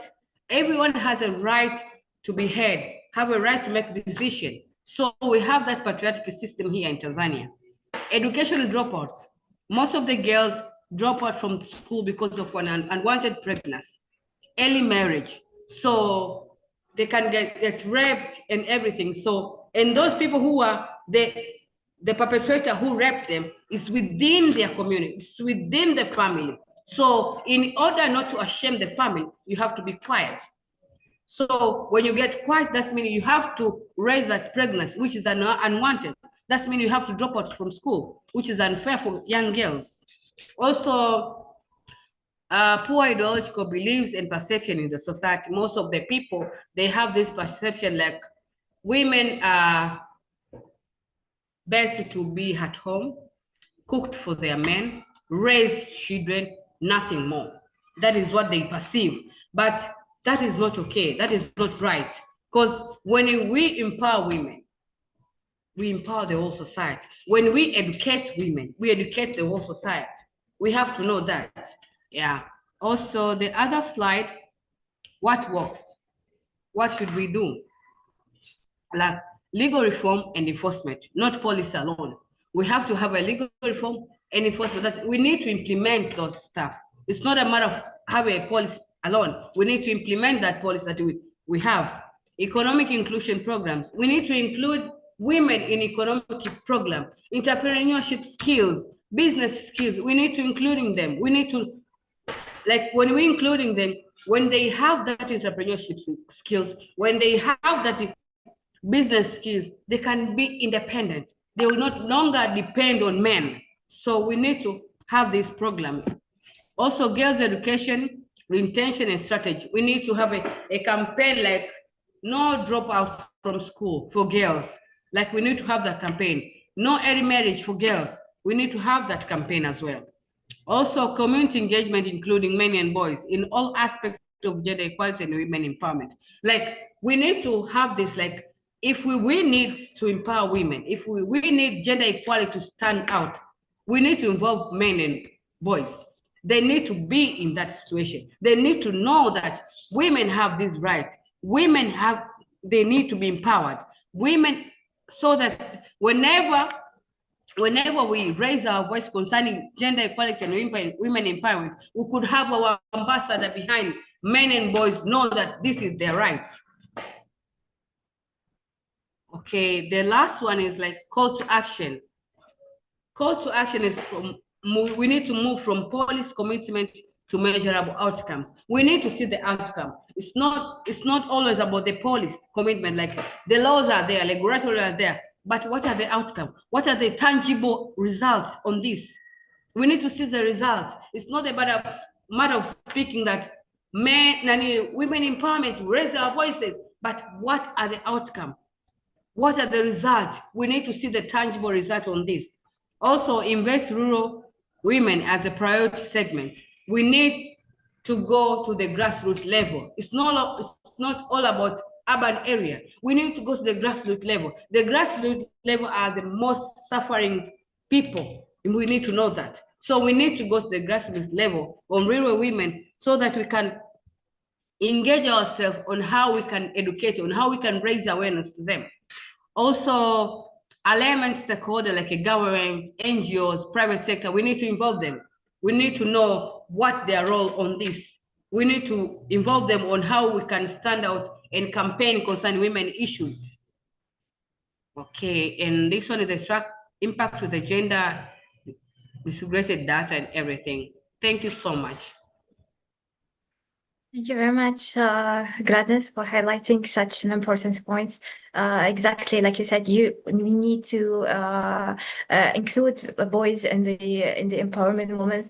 I think this is starting from childhood, from home, from family. The education of these boys, raising to empower those girls and women.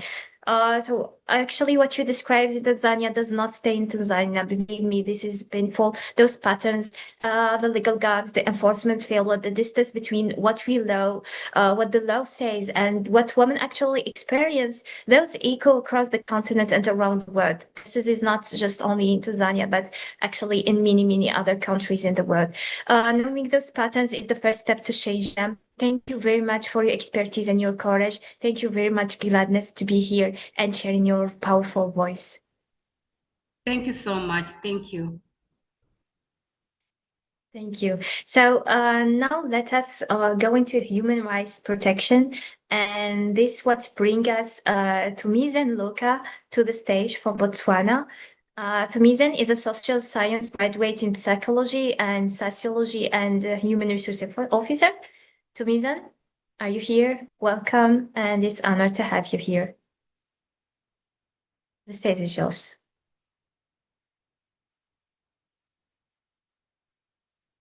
Okay. All right. Good day, and thank you so much for the opportunity. I hope I'm audible. I'll just share my presentation on my end.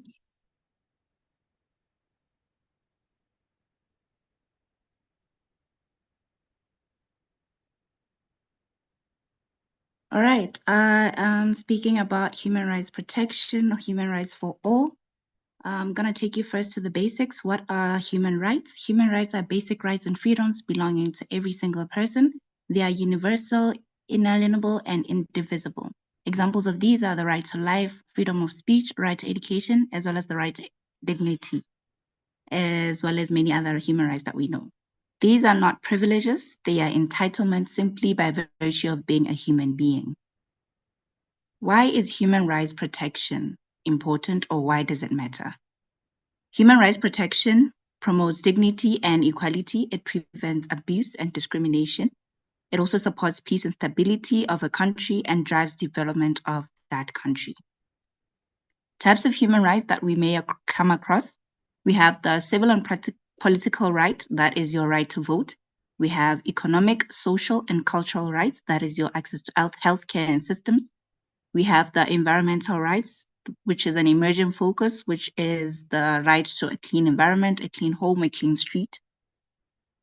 And then global and local frameworks, I want to focus a bit on Botswana. We have the Constitution of Botswana, which is our Bill of Rights. It outlines every single right and responsibility that a citizen has. The Botswana Human Rights of Unit, the African Commission on Human and People's Rights. Botswana has a strong constitutional foundation for protecting human rights. However, like many other countries, the gap often lies between legal provisions and lived realities. Key challenges that we find ourselves facing in Botswana are gender-based violence, or GBV. We have youth unemployment, workplace discrimination, access or limited access to services in rural areas. We have stigma around mental health. In Botswana, issues like gender-based violence and mental health stigma continue to affect how people experience their rights on a daily basis. I have a case example, a recent case that we've had in our country, highlighting the gender-based violence that we experience. This is the Justice for Tepi movement, about a 13-year-old girl who is said to have committed suicide over an altercation about washing dishes. Yet, upon a post-mortem, findings showed extensive and prolonged sexual abuse. The public then took to the streets to demand transparency in investigations, justice for the young girl, and action from authorities, as no arrests have been made since 10 months of her passing. This is why human rights protection matters. This is why legislation needs to be implemented as well as exercised. This is why we need to constantly speak on matters pertaining justice, matters pertaining human rights of women and young children. Practical solutions we may find ourselves gearing towards are strengthening community education programs, partnering with NGOs like Amboh, one of the NGOs that we have, and workplace wellness and psychosocial support initiatives. As an individual in the HR space, I've come across issues where our employees don't have access to counseling services. So I came up with a program called the Employee Mental Health and Wellness Program that we look into liaising with local counseling services to provide counseling services free of charge to our employees. We have also the youth empowerment programs that we need to look into. Solutions must be collective. Government and private sector, as well as the civil society, all have a role to play. And then lastly, human rights in Botswana and the way forward. We need to strengthen enforcement, not just policies. We need to normalize speaking up as individuals and as people in workplaces. We need to invest in mental health and well-being. And lastly, promote inclusive workplaces. Inclusivity means hiring people of different disabilities, as well as different nationalities. And then just a key closing line. In Botswana, we have the frameworks, we have the policies, but we must strengthen implementation. Human rights must be experienced not only in documents, but in our homes, in our workplaces, and in our communities. That is it from me. Thank you very much. Thank you very much, Tumiza. Your perspective from Botswana adds something important to this conversation. So human rights protection is not one size fits all. It has to be understood in a context. Thank you for bringing that context today. And thank you to be here. It's our honor. So let me bring back again the gender equality. And let me bring a young leader to the stage who is a proof that the next generation is ready. Let me bring Tanaka Maguva. Tanaka is a social worker, gender equality advocate from SRC president and national president of the African Youth Leadership Forum. Tanaka, it's a pleasure to have you here and on stage. The stage is yours. Good evening, good afternoon, and thank you so much for having me. Can you kindly share the slides? I hope I'm audible as well. Yeah, you aren't audible. Yes, Miss. Team will share it soon. No worries. All right, thank you. So as you are sharing, I'm going to be talking about gender equality and women empowerment in terms of their rights and how they are left out in terms of economic empowerment in Africa and also in the world.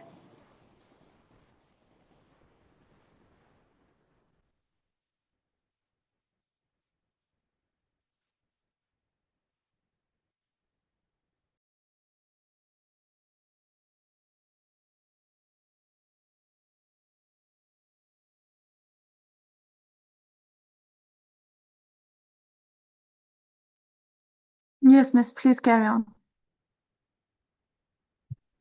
Okay, I'm just waiting to see the slide. My network is a bit shaky, but I hope I will go through everything. So No imagine worries. being Your born with slide a is here. Okay, am I audible now? Yes, ma'am, Yeah, you my can dear, proceed. you're audible. Yeah. All right, thank you. So imagine being born with the same dream, the same intelligence, the same ambitions, but not the same opportunities. This is the reality for millions of women and girls today. Across the world, women still earn 20% less than men on average. This is according to the UN Women. And in sub-Saharan Africa, only about 1 in 4 parliamentary seats are held by women. And this is not just a women's issue. This is a justice issue, a development issue, and a human rights issue. So you realize that both men and women are born with the same opportunity.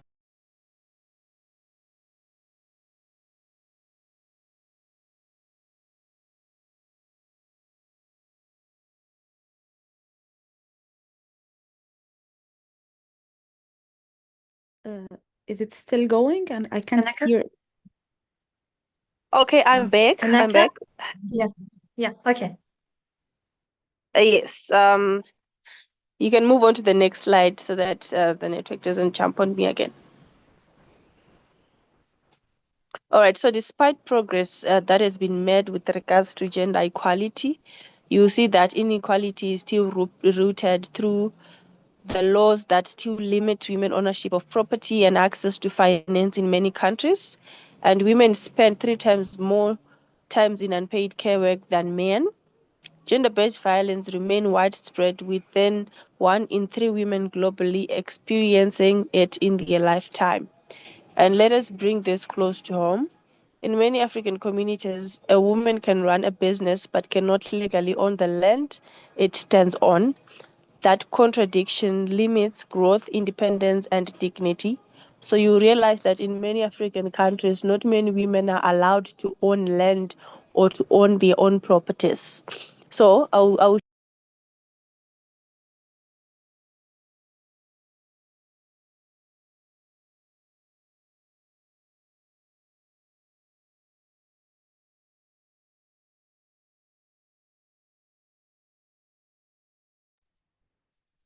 Okay, I am back again. Welcome. All right, sorry about that.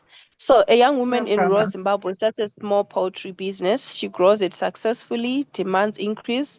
She wants to expand, but she cannot access a loan because she doesn't own collateral in her name. Because for you to be able to get a loan to expand your business, you need to have collateral in your name. So her business doesn't fail because of lack of skill, but it fails because of systematic barriers, which have also been explained by the previous speakers. Now imagine how many innovations, businesses, and solutions are we losing every day because of these, because women do not have access to own land, do not have access to own as many properties as men. You can move on to the next slide.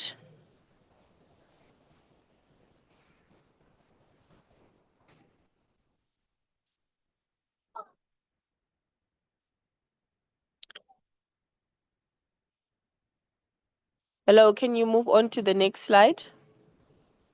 Yeah, actually, All this is the right. next slide, turning points. Yeah. Okay, now I can see it.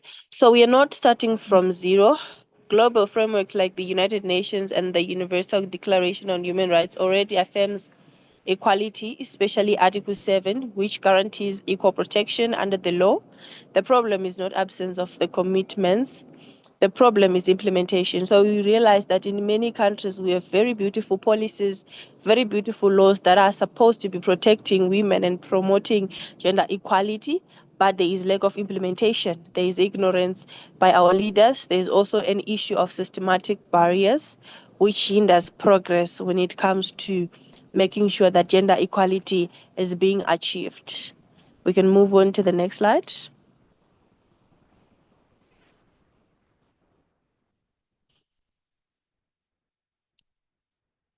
So what are the solutions that we can implement in our different countries? Firstly, we need to reform the laws and enforce them. Government must remove discriminatory laws and ensure women can own properties, they can have access to credit, they can participate fully in the economy. Policy without enforcement is just paperwork. And secondly, we need to invest in women economically. When women and communities grow, studies shows that women reinvest up to 90% of their income into families and communities compared to 30 to 40% for men. So you realize that a woman who's not going to work and is just getting, let's say, $2, $3 from her husband, she can save that money and be able to buy properties for that house, which means that women can perform very well when it comes to economic development. So empowering women is not charity, it is smart economics. Next slide.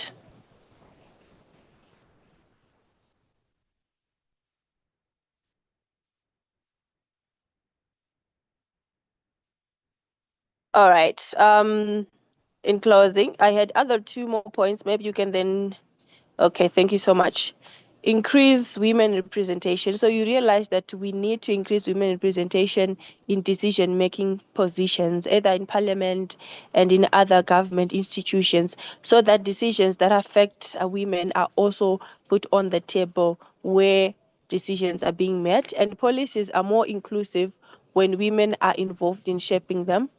Then we also need to engage men as allies, because if we look like we are fighting men, they will fight back. But rather, let's involve them in what we are trying to achieve. Gender equality is not a battle of sexes, it is a shared mission. We need men to challenge harmful norms, support equal opportunities, and advocate for fairness. So in our workshops, in our programming, in our different countries, let's ensure that we involve men and they also are educated with regards to why they should not abuse men, why they should avoid being violent with women, and why they should involve women in everything that they are doing. We can move on to the next slide. All right, so in closing, the question is no longer whether women deserve equal rights. The question is, what are we doing today to make those rights real? Let us move from promises to practice, from policy to people, from words to action, because a world where women thrive is not just fair, it is stronger, smarter, and unstoppable. Like what Michelle Obama says, there is no limit to what we as women can accomplish. So I would like to encourage everyone who has managed to join this call to take action in your own country. Yes, of course, the policies exist, but are they being implemented? Let's make sure that we push our leaders to ensure that women are being involved in economic development, are being involved in decision-making positions, and the girl child is not being abused. Thank you so much. Thank you very much, Tanaka. This is hardcore, but your energy is contagious. When young leaders like you stand up and speak with this kind of clarity, the future stops being something we hope for and starts being something we can see. Thank you very much for your perspective, my dear Tanaka. So I think we will, before we move in, we will have some little break. Just stay with us, Tanaka. We have a question from Rumeyha. She said, then how can young women begin her own business if she doesn't get a loan from banks? This is a question for you, my dear, before moving. Okay, thank you so much. So, like I've been explaining, that in many countries, it's so difficult for a young person who doesn't have collateral to get a loan from a bank. So besides that, I think there are other means where you can start your own business without borrowing money from the bank.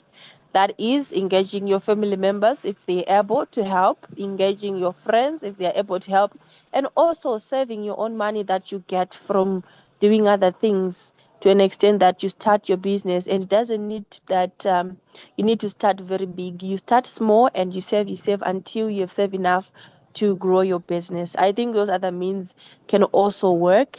And another thing is you also need to approach private institutions that are not government, which can also help. If you write your proposal well, they can buy into it and sponsor you for that.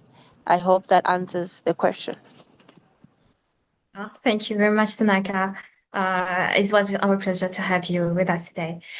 So now we are going to hear a story that will show you what's mean to be the first woman in space that was never built for you. Let me bring Sarah Fakhri to the stage from Egypt.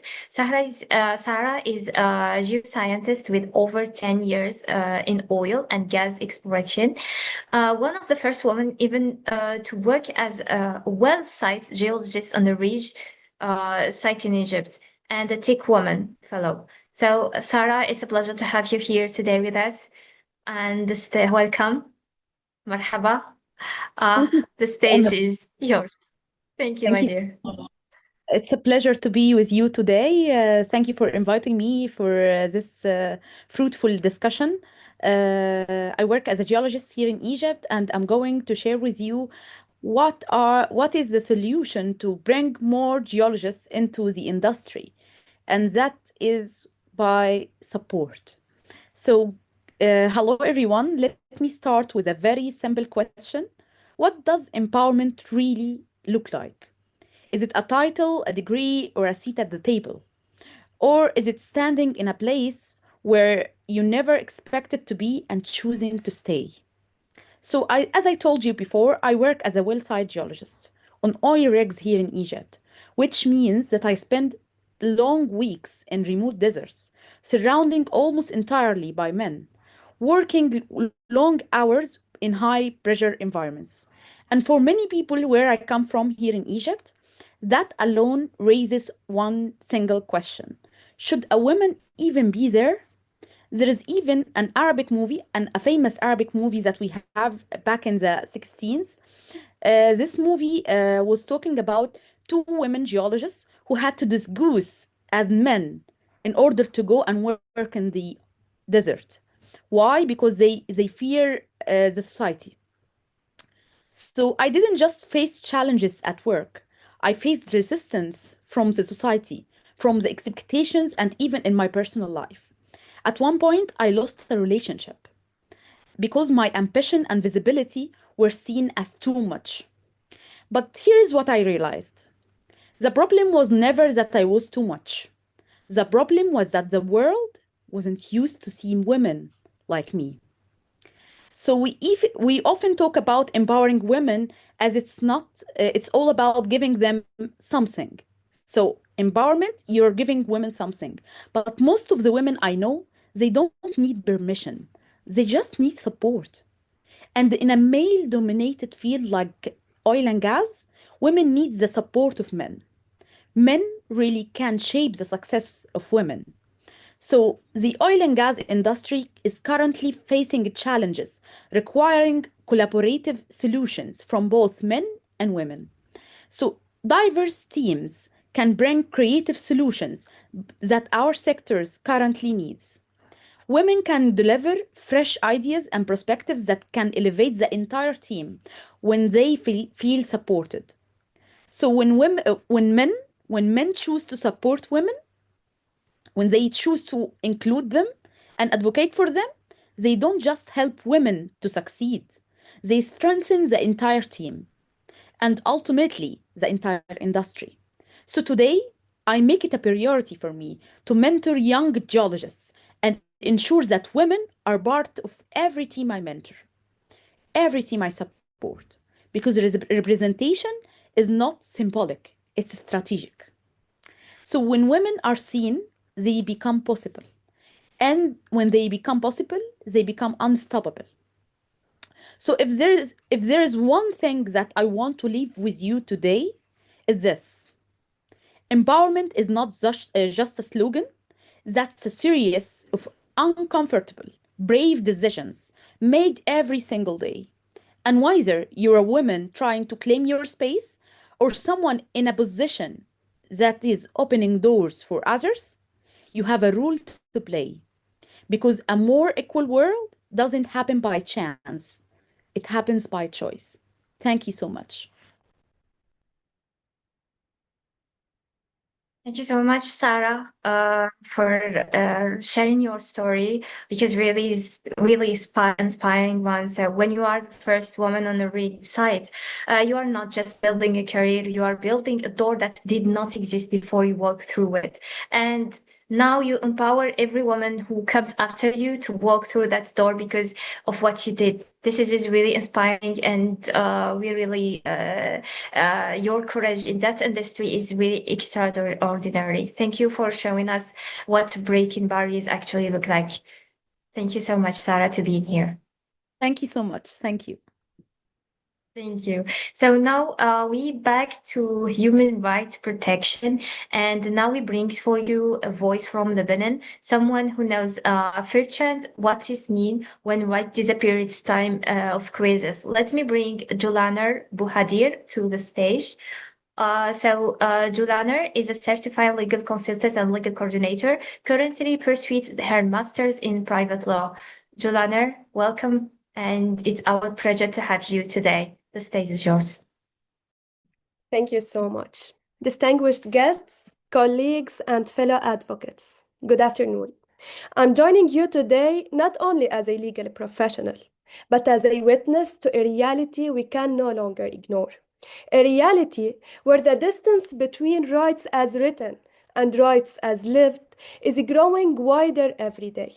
Let me ask you, what's the value of a right if no one is there to protect it, not to declare it, not to draft it, but to stand behind it when it's most at risk? Because human rights are not tested in legal text. They are tested in moments of pressure, when systems are fragile and protection is needed the most. And today, across the world, we are failing that test. We see the same pattern. Rights are recognized, yet not protected. Laws exist, yet are not enforced. And when enforcement disappears, rights collapse. Lebanon, where I'm based, lives this reality every day. A country facing a crisis and institutional fragility, where people are no longer asking what their rights are, but whether those rights can still protect them. But Lebanon is not alone. It reflects a broader failure, the failure to transform legal rights into real protection. And this brings us to the heart of today's discussion, Article 7 of the Universal Declaration of Human Rights. All are equal before the law and are entitled without any discrimination to equal protection of the law. This is not a principle in theory.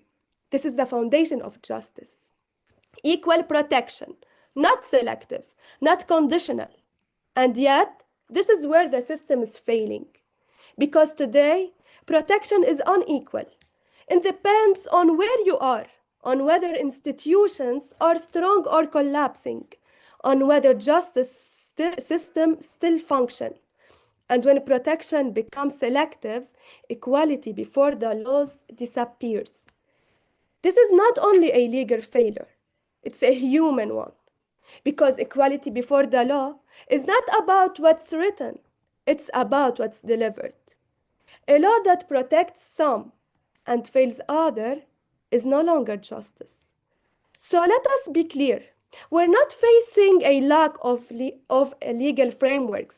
We are facing a crisis of enforcement. And a right without enforcement is not a delayed justice. It's a denied protection. But this is not where the story ends. Because if human rights can be weakened, they can also be restored. And this is where actions become essential.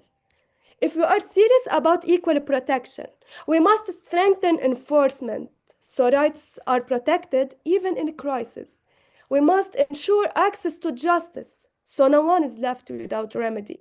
We must enforce accountability because impunity does not stay isolated. it expands. And we must uphold international responsibility because human rights cannot depend on geography. These are not abstract ideals, they are practical necessities. But beyond system, there is a deeper choice to refuse a world where protection is unequal. Because the moment we accept that some are less protected than others, we are no longer defending human rights, we are abandoning them. Lebanon today is not just a case, it's a warning of what happens when enforcement weakens and equality disappears. But it's also a call to rebuild, to reinforce, and to restore, because the future of human rights will not be decided by what we declare, but by what we are willing to protect. So here is where hope remains.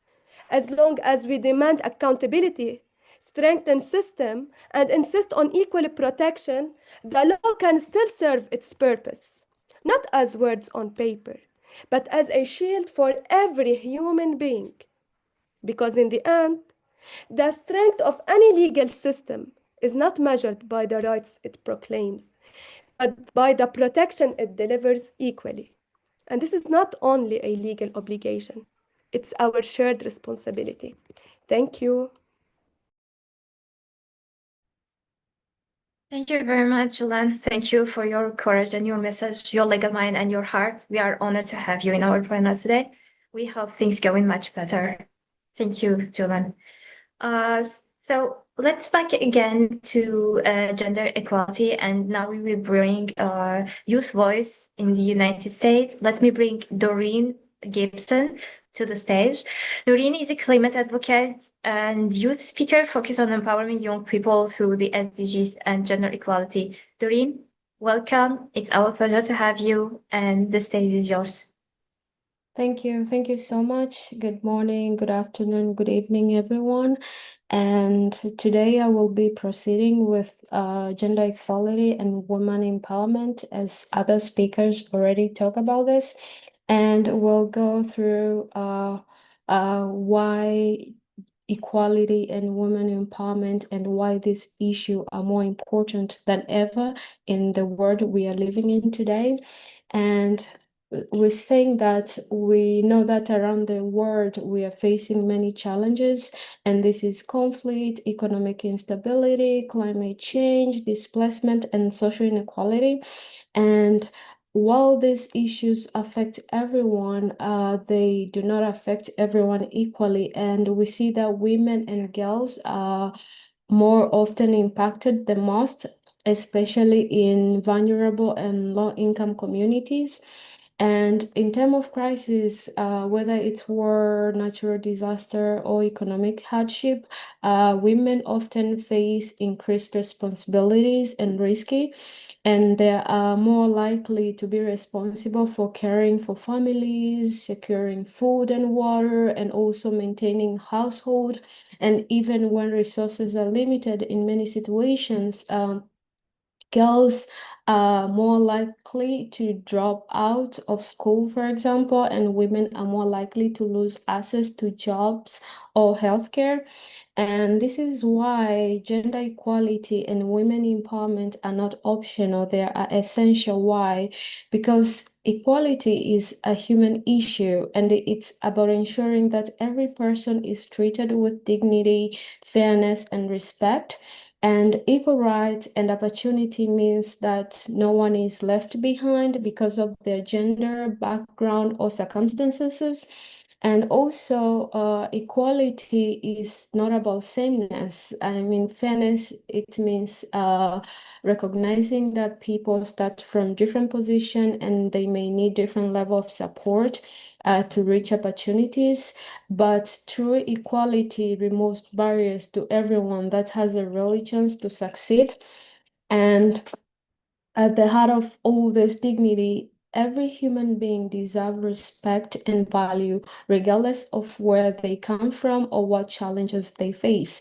And women empowerment is one of the most powerful to achieve equality because it means giving women the ability, freedom, and confidence to make decisions about their lives. It's also built on it's also built. I'm sorry, someone is trying to call me. Sorry. So women empowerment is one of the most powerful way to achieve equality. It also means giving women the ability, freedom, and confidence to make their decision about their lives. It also built, and this is also built in 3 key pillars, for example, which is access to education, economic independence, and decision-make power. And when it's come to access to education, why is it crucial? Because in many parts of the world today, millions of girls are still out of school due to poverty, conflict, natural barriers, or lack of resources. And yet education is what transforms lives. So if they have access to education, it gives women the knowledge, confidence, and the ability to build a better future, not only for themselves, but also for their families and their communities. And when we talk about economic independence, why is it equally important? Because I believe when women have access to jobs or fair wages and financial resources, they gain stability and independency. And we see that globally, women are still facing an equal pay, like also there are limited job opportunities, for example, and barriers to entrepreneurship. I think one speaker talked about a girl that had a business, but she couldn't continue because she couldn't get funds. So these are the barriers that we can see everywhere. And in time of global economic crisis, women are often the first to lose income, and also are the last one to recover. And so I also think the other thing that which is also very important is the decision-making power. We see that around the world, women are still underrepresented in leadership position, for example. And this is from local communities to national governments and institutions. And women are excluded from decision-making. Society also lose valuable perspectives and solutions. But when women are included, decisions become more balanced, inclusive, and effective. And we've seen like now some women are being included, but not included. So we still need more spaces. And this is why we say, like, despite all the process going on, we still face major barriers, and these are like cultural norms. For example, in many societies, they continue to define strict roles for women, and also this limits their opportunities. Also, discrimination in education, workplaces, and leadership still exists, and it limits access to resources such as healthcare, land, technology, and this prevents many women from reaching their potential. And an equal opportunity means that even women who are qualified, they might not still be given the same chances as men. And these challenges are even more visible in today's world. For example, in climate change, for example, is affecting millions of people globally, and women are often highly impacted because most of the family, women are more responsible for managing uh, uh, household, for example, which means they're being affected because they essential resources like water, food, and energy in the household, they need to all work on this. So when there's drought or flood or environmental disaster, when they occur, their workload increases and the safety is often at risk. And at the same time, women are leading solutions, especially in sustainable agriculture, for example, environmental protection and community resilience. And this shows that gender equality is also essential for solving all these environmental challenges, because these people are the ones who are affected more. And we see that during conflict and displacement crisis, and this happening in different part of the world, like we see, like, for example, what's going on around the world right now. And women and girls face increased vulnerability, and also this is include the lack of safety, education, and limited access to healthcare. And this is why it makes gender equality even more urgent in our humanitarian responses. So what can we do, for example? So first, we need to challenge stereotype that limit women and girls that can do. For example, no career role or opportunity should be defined by gender, as long as someone is very comfortable and capable of doing or proceed in a career, they should be able to do that without any barrier. Also, we can also support women and girls by encouraging them, standing up against discrimination, and promoting equal opportunity in education and work.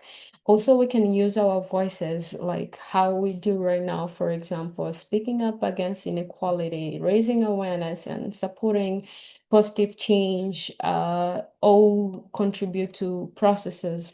And we can also take action by educating ourselves. And this is like engaging in everyday conversation about equality, and also support initiatives that promote women empowerment and human rights.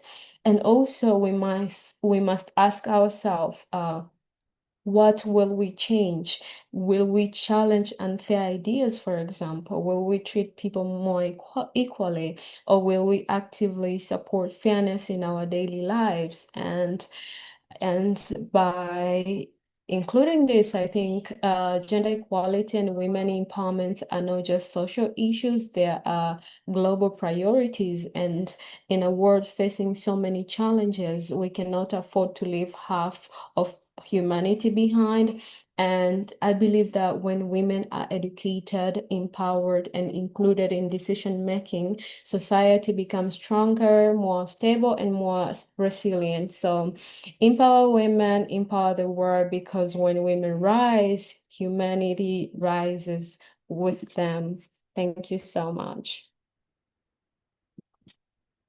Thank you so much, Dorine. Really, we are so proud that your generation is not waiting for permission to lead, and this room needs to hear that. Thank you for being that voice today, and thank you to be here today. It was our pleasure. Thank you. So now we're back to the human rights protection and our final speaker. So don't worry, all of you. This is our final speaker. We are going to close this conference with, let me bring Ruth to the stage. Ruth is a psychologist, founder of Ruthie Consulting Center, and the mentor here at Women Ascension, one of our own. Ruth, welcome. It's our pleasure to have you for this conference. The stage is yours.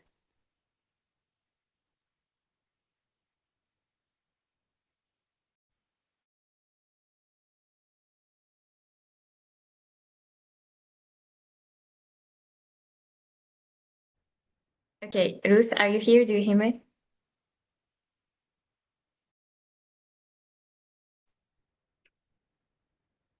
Hello, good evening, everyone. Hello, it's our pleasure. Welcome. Can you hear me, please? Yeah, Ruth, go ahead. Welcome, and the stage is yours. Thank you very much. I will be presenting. A lot has been said already, so I will not take much time again because there's a lot of emphasis that has been laid already. And thank you all for the opportunity you've given me to do this presentation on eliminating discriminatory laws, gender equality, women empowerment, and human rights. Next slide, please.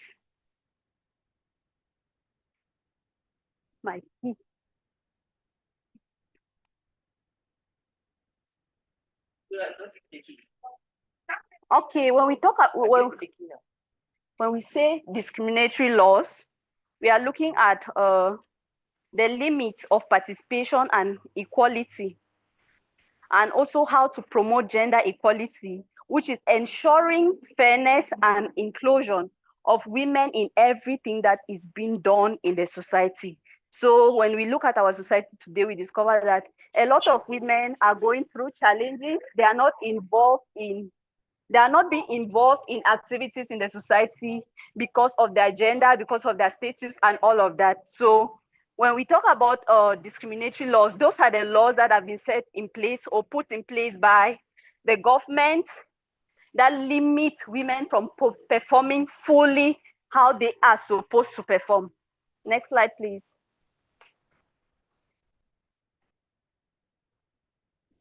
Okay. And also discriminatory laws are unfair laws based on gender or status. That has been said already. Property restriction, unequal pay, limited opportunities. So in our society today, we also realize that a lot of women have limited opportunities. A lot of women have unequal pay. Sometimes when you get into some institutions or organizations, you notice that men are paid highly than women just because of their gender, just because they are not women. They are being paid higher amounts than the women in that organization or in that institution. So that is what we are trying to look at to see how to balance it. Next slide, please.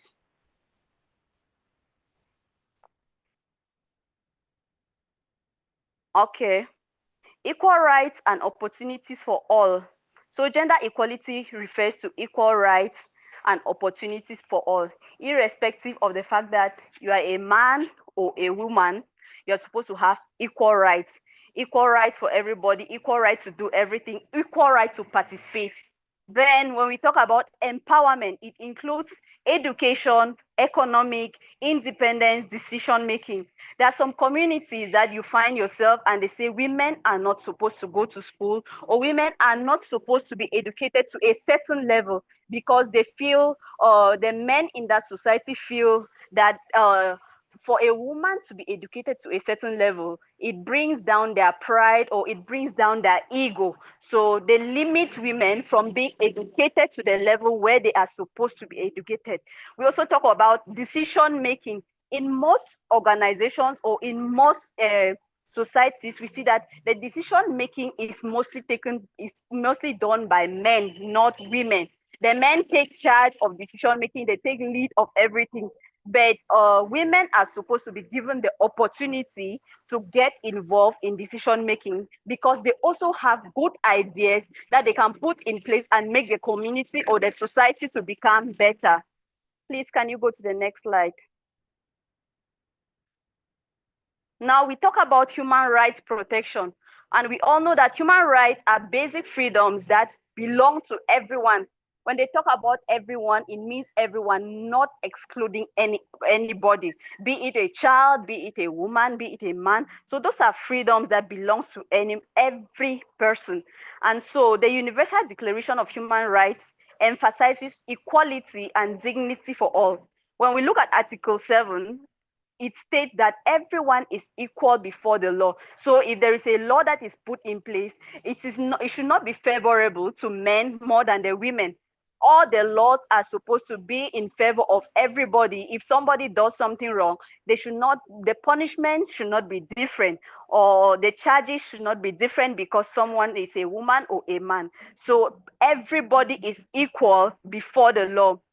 All are entitled to equal protection. So everybody is entitled to equal protection as well, without discrimination. This principle is central to eliminating unfair laws in our society. Next slide, please. So the key areas of reform, we've already seen human rights, we've already seen gender inequality. So what are the key areas of reforms? The key areas of reforms, we have the first one is remove unequal laws. There are laws in some societies that make it difficult for women to function properly. So if these laws are removed, we'll discover that women will be able to exercise themselves well in the society. We also have promote equal pay. Equal pay, we have institutions, organizations that don't really don't really value women the way they do with men. So when they get into a job, they pay them lesser than the men. And so when we promote equal pay, we see that women will rise and their potentials will be highly noticed. We also have increased women in leadership. There are a lot of women with potentials, but they have not been given the leadership position that they deserve. And so if they don't have those leadership positions that they actually deserve, it will be very difficult for them to exercise it, and there will be a lot of knowledge that is not shared, a lot of knowledge that will at the end of the day just be buried because they have not been given those positions to exercise it and even share those potentials that they have embedded in them. Protect against violence. We know that there is a lot of violence happening now. We see men beating their wives. We see women are being maltreated by their husbands at home. There is a lot of gender-based violence going on these days. And so if women are being protected against gender-based violence, it is going to help our society to become better. Next slide, please. Please. Okay. So looking at the challenges that we have in doing all these things, we have cultural beliefs. Like I said earlier, in some communities, it is believed that it is only men who can take the leadership position. It is only women cannot rise up to certain positions. And so these cultural beliefs goes a long way to hinder the progress of women, and it leads to inequality too as well. We also have weak enforcement. We have lack of awareness. We have political barriers. When people don't know, like lack of awareness, when people don't know or they don't understand that what they are doing is inequality, is gender inequality. When they are not aware of it, they tend to practice it, and it becomes a norm. It becomes just normal in the society. But when there is that awareness and people know and people have the knowledge about it, it helps to become better. Next slide, please. Okay, strategies for change. We have advocacy, we have legal reforms, we have education, we have strong institutions. Yes, a lot of advocacy is going on currently already about gender-based violence, inequality, gender balance, human rights, and all the like. So when we have advocacy, people who can advocate for these rights, people who can advocate for gender equality, people who can advocate for every other thing that a woman is supposed to function properly, it will help them to become well. If we also have strong institutions, maybe institutions like NGOs, like other governmental or stakeholders who are advocating for women and gender equality, it helps to become better. Also education, that has to do with awareness raising, be it in the community, in the families, in the churches, at schools, wherever. With all these things, we will see that we'll be able to practice human rights well and also gender equality. Next slide, please.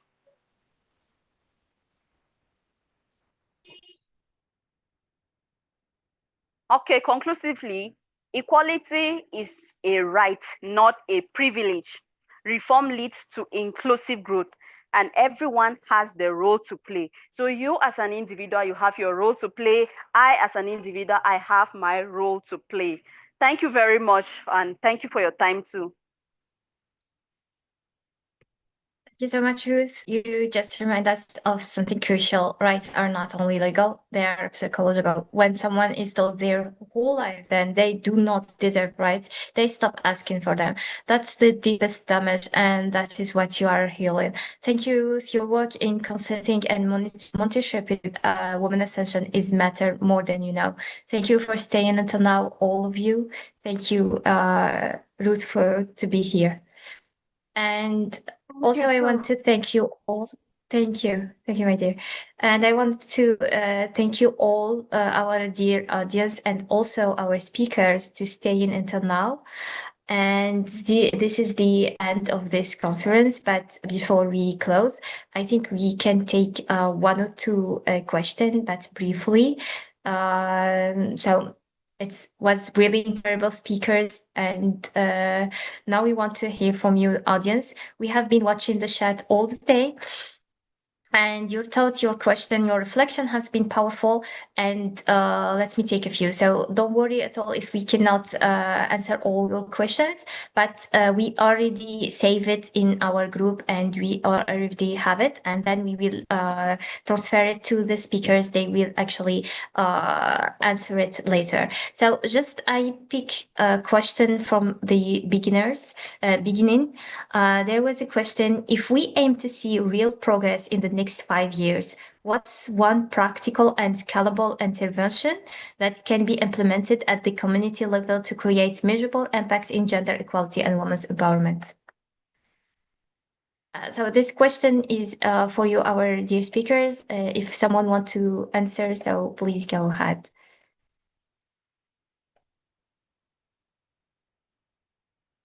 Okay, I guess, yeah, I will see. Yeah, there is Tomisan, Julina, Dorine, Natsi, Navonine.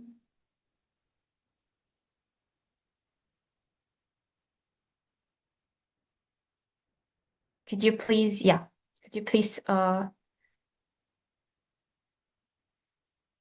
answer the question?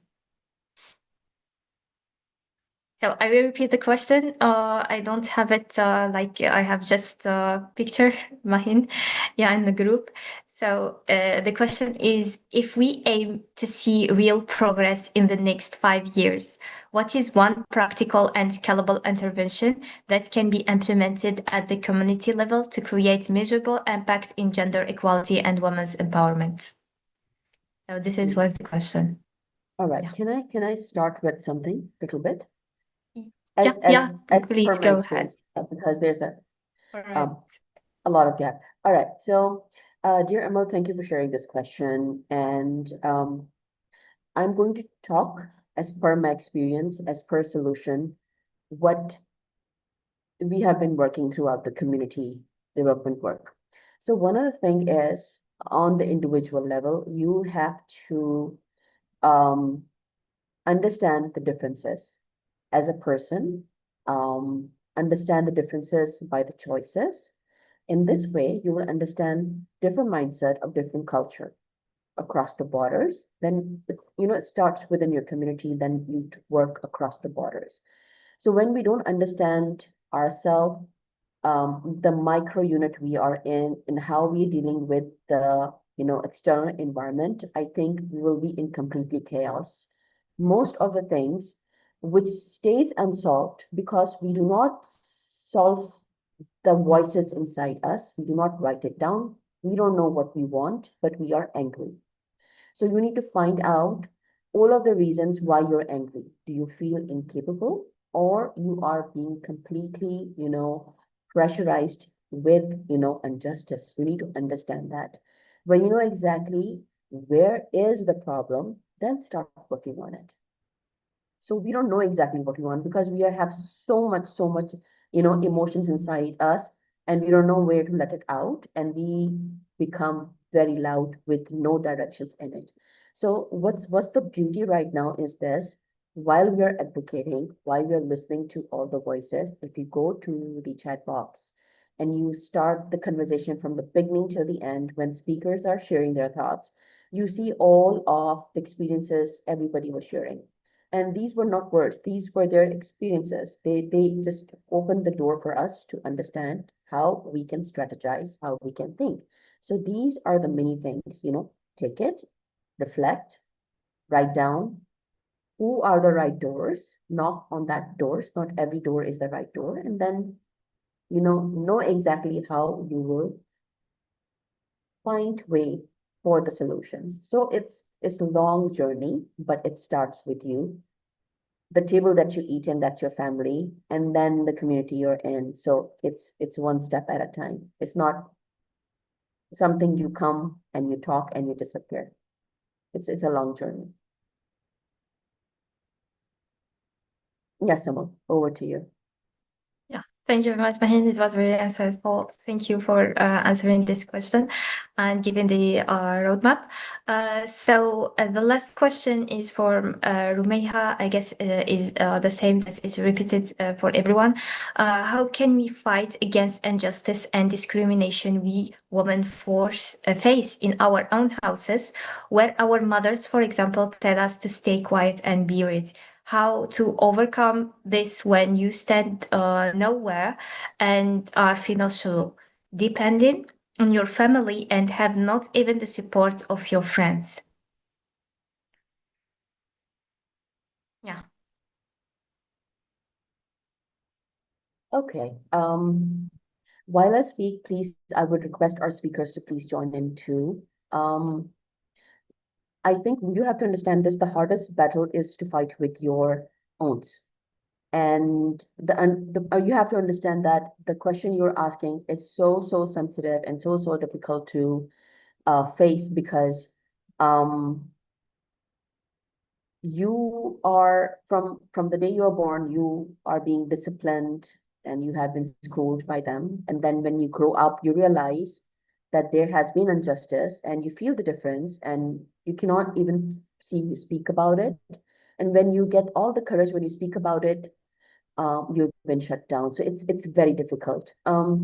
We all feel that. When you solve other people's problem, like your friends, your family, they share their thoughts. When they cannot communicate with their immediate family members, they talk to you as a friend, and you will see that the real barrier is their own, and that's the most difficult one. And the difficulty is that you don't want to be a bad person, you don't want to hurt them, but still you are being hurt. So you need to find a fine line where you can communicate, you quietly work on yourself, and find the way out of it. So your knowledge, your set of expertise, you need to find a support system, and then you have to build yourself quietly, assertively, and strongly. So, these are the small steps that you need to do. It's very sensitive when it's come to your near ones, but eventually you will do it. They will understand with time. But it does not happen overnight because it's generational, gap, generational process. You cannot eliminate with 1 hour conversation and fight. It takes time and consistency. Thank you, Amel. Thank you very much, Mahin, for this response. Really, it was really highlighted every aspect that we needed. So thank you all of you. We won't take too much from your time, and we know it's going too late over there. So don't worry about all of you. Don't worry about the your questions because our team is already take it, and all the questions are saved by our side, and we will actually send it to the speakers and they will reply and then we will post it for you. So thank you very much. Now it's almost 3 hours. Thank you for all incredible speakers that we had. That was really one conversation and one truth that come through in every single voice today. Rights are fragment, progress exists, but not equally. Awareness is growing, but implementation is slow. Women are speaking up more than ever, and systems are not responding fast enough. But here's what also come through, and this is what I want to you take it with you. Strength, solutions, clarity. Not one person in this room today said, I was or I'm waiting for someone to fix this. Every single speaker said, I'm building something, I'm changing something, I'm not stopping. That's what a Women Ascension is. We are not here to just discuss, we are here to document, align, and implement. We are not waiting for change, we are making it happen in 2026. Everything shared today, every insight, every comment in the chat, every question has been documented, and it will shape our batch 3 fellowship, our program, and our direction going forward. Your words today are the blueprint for what comes next. Tomorrow, Sunday, So we will have tomorrow, Sunday, we will continue with day 2, justice, and Monday, day 3, action. Be here, bring someone with you, share the link. The conversation is just beginning.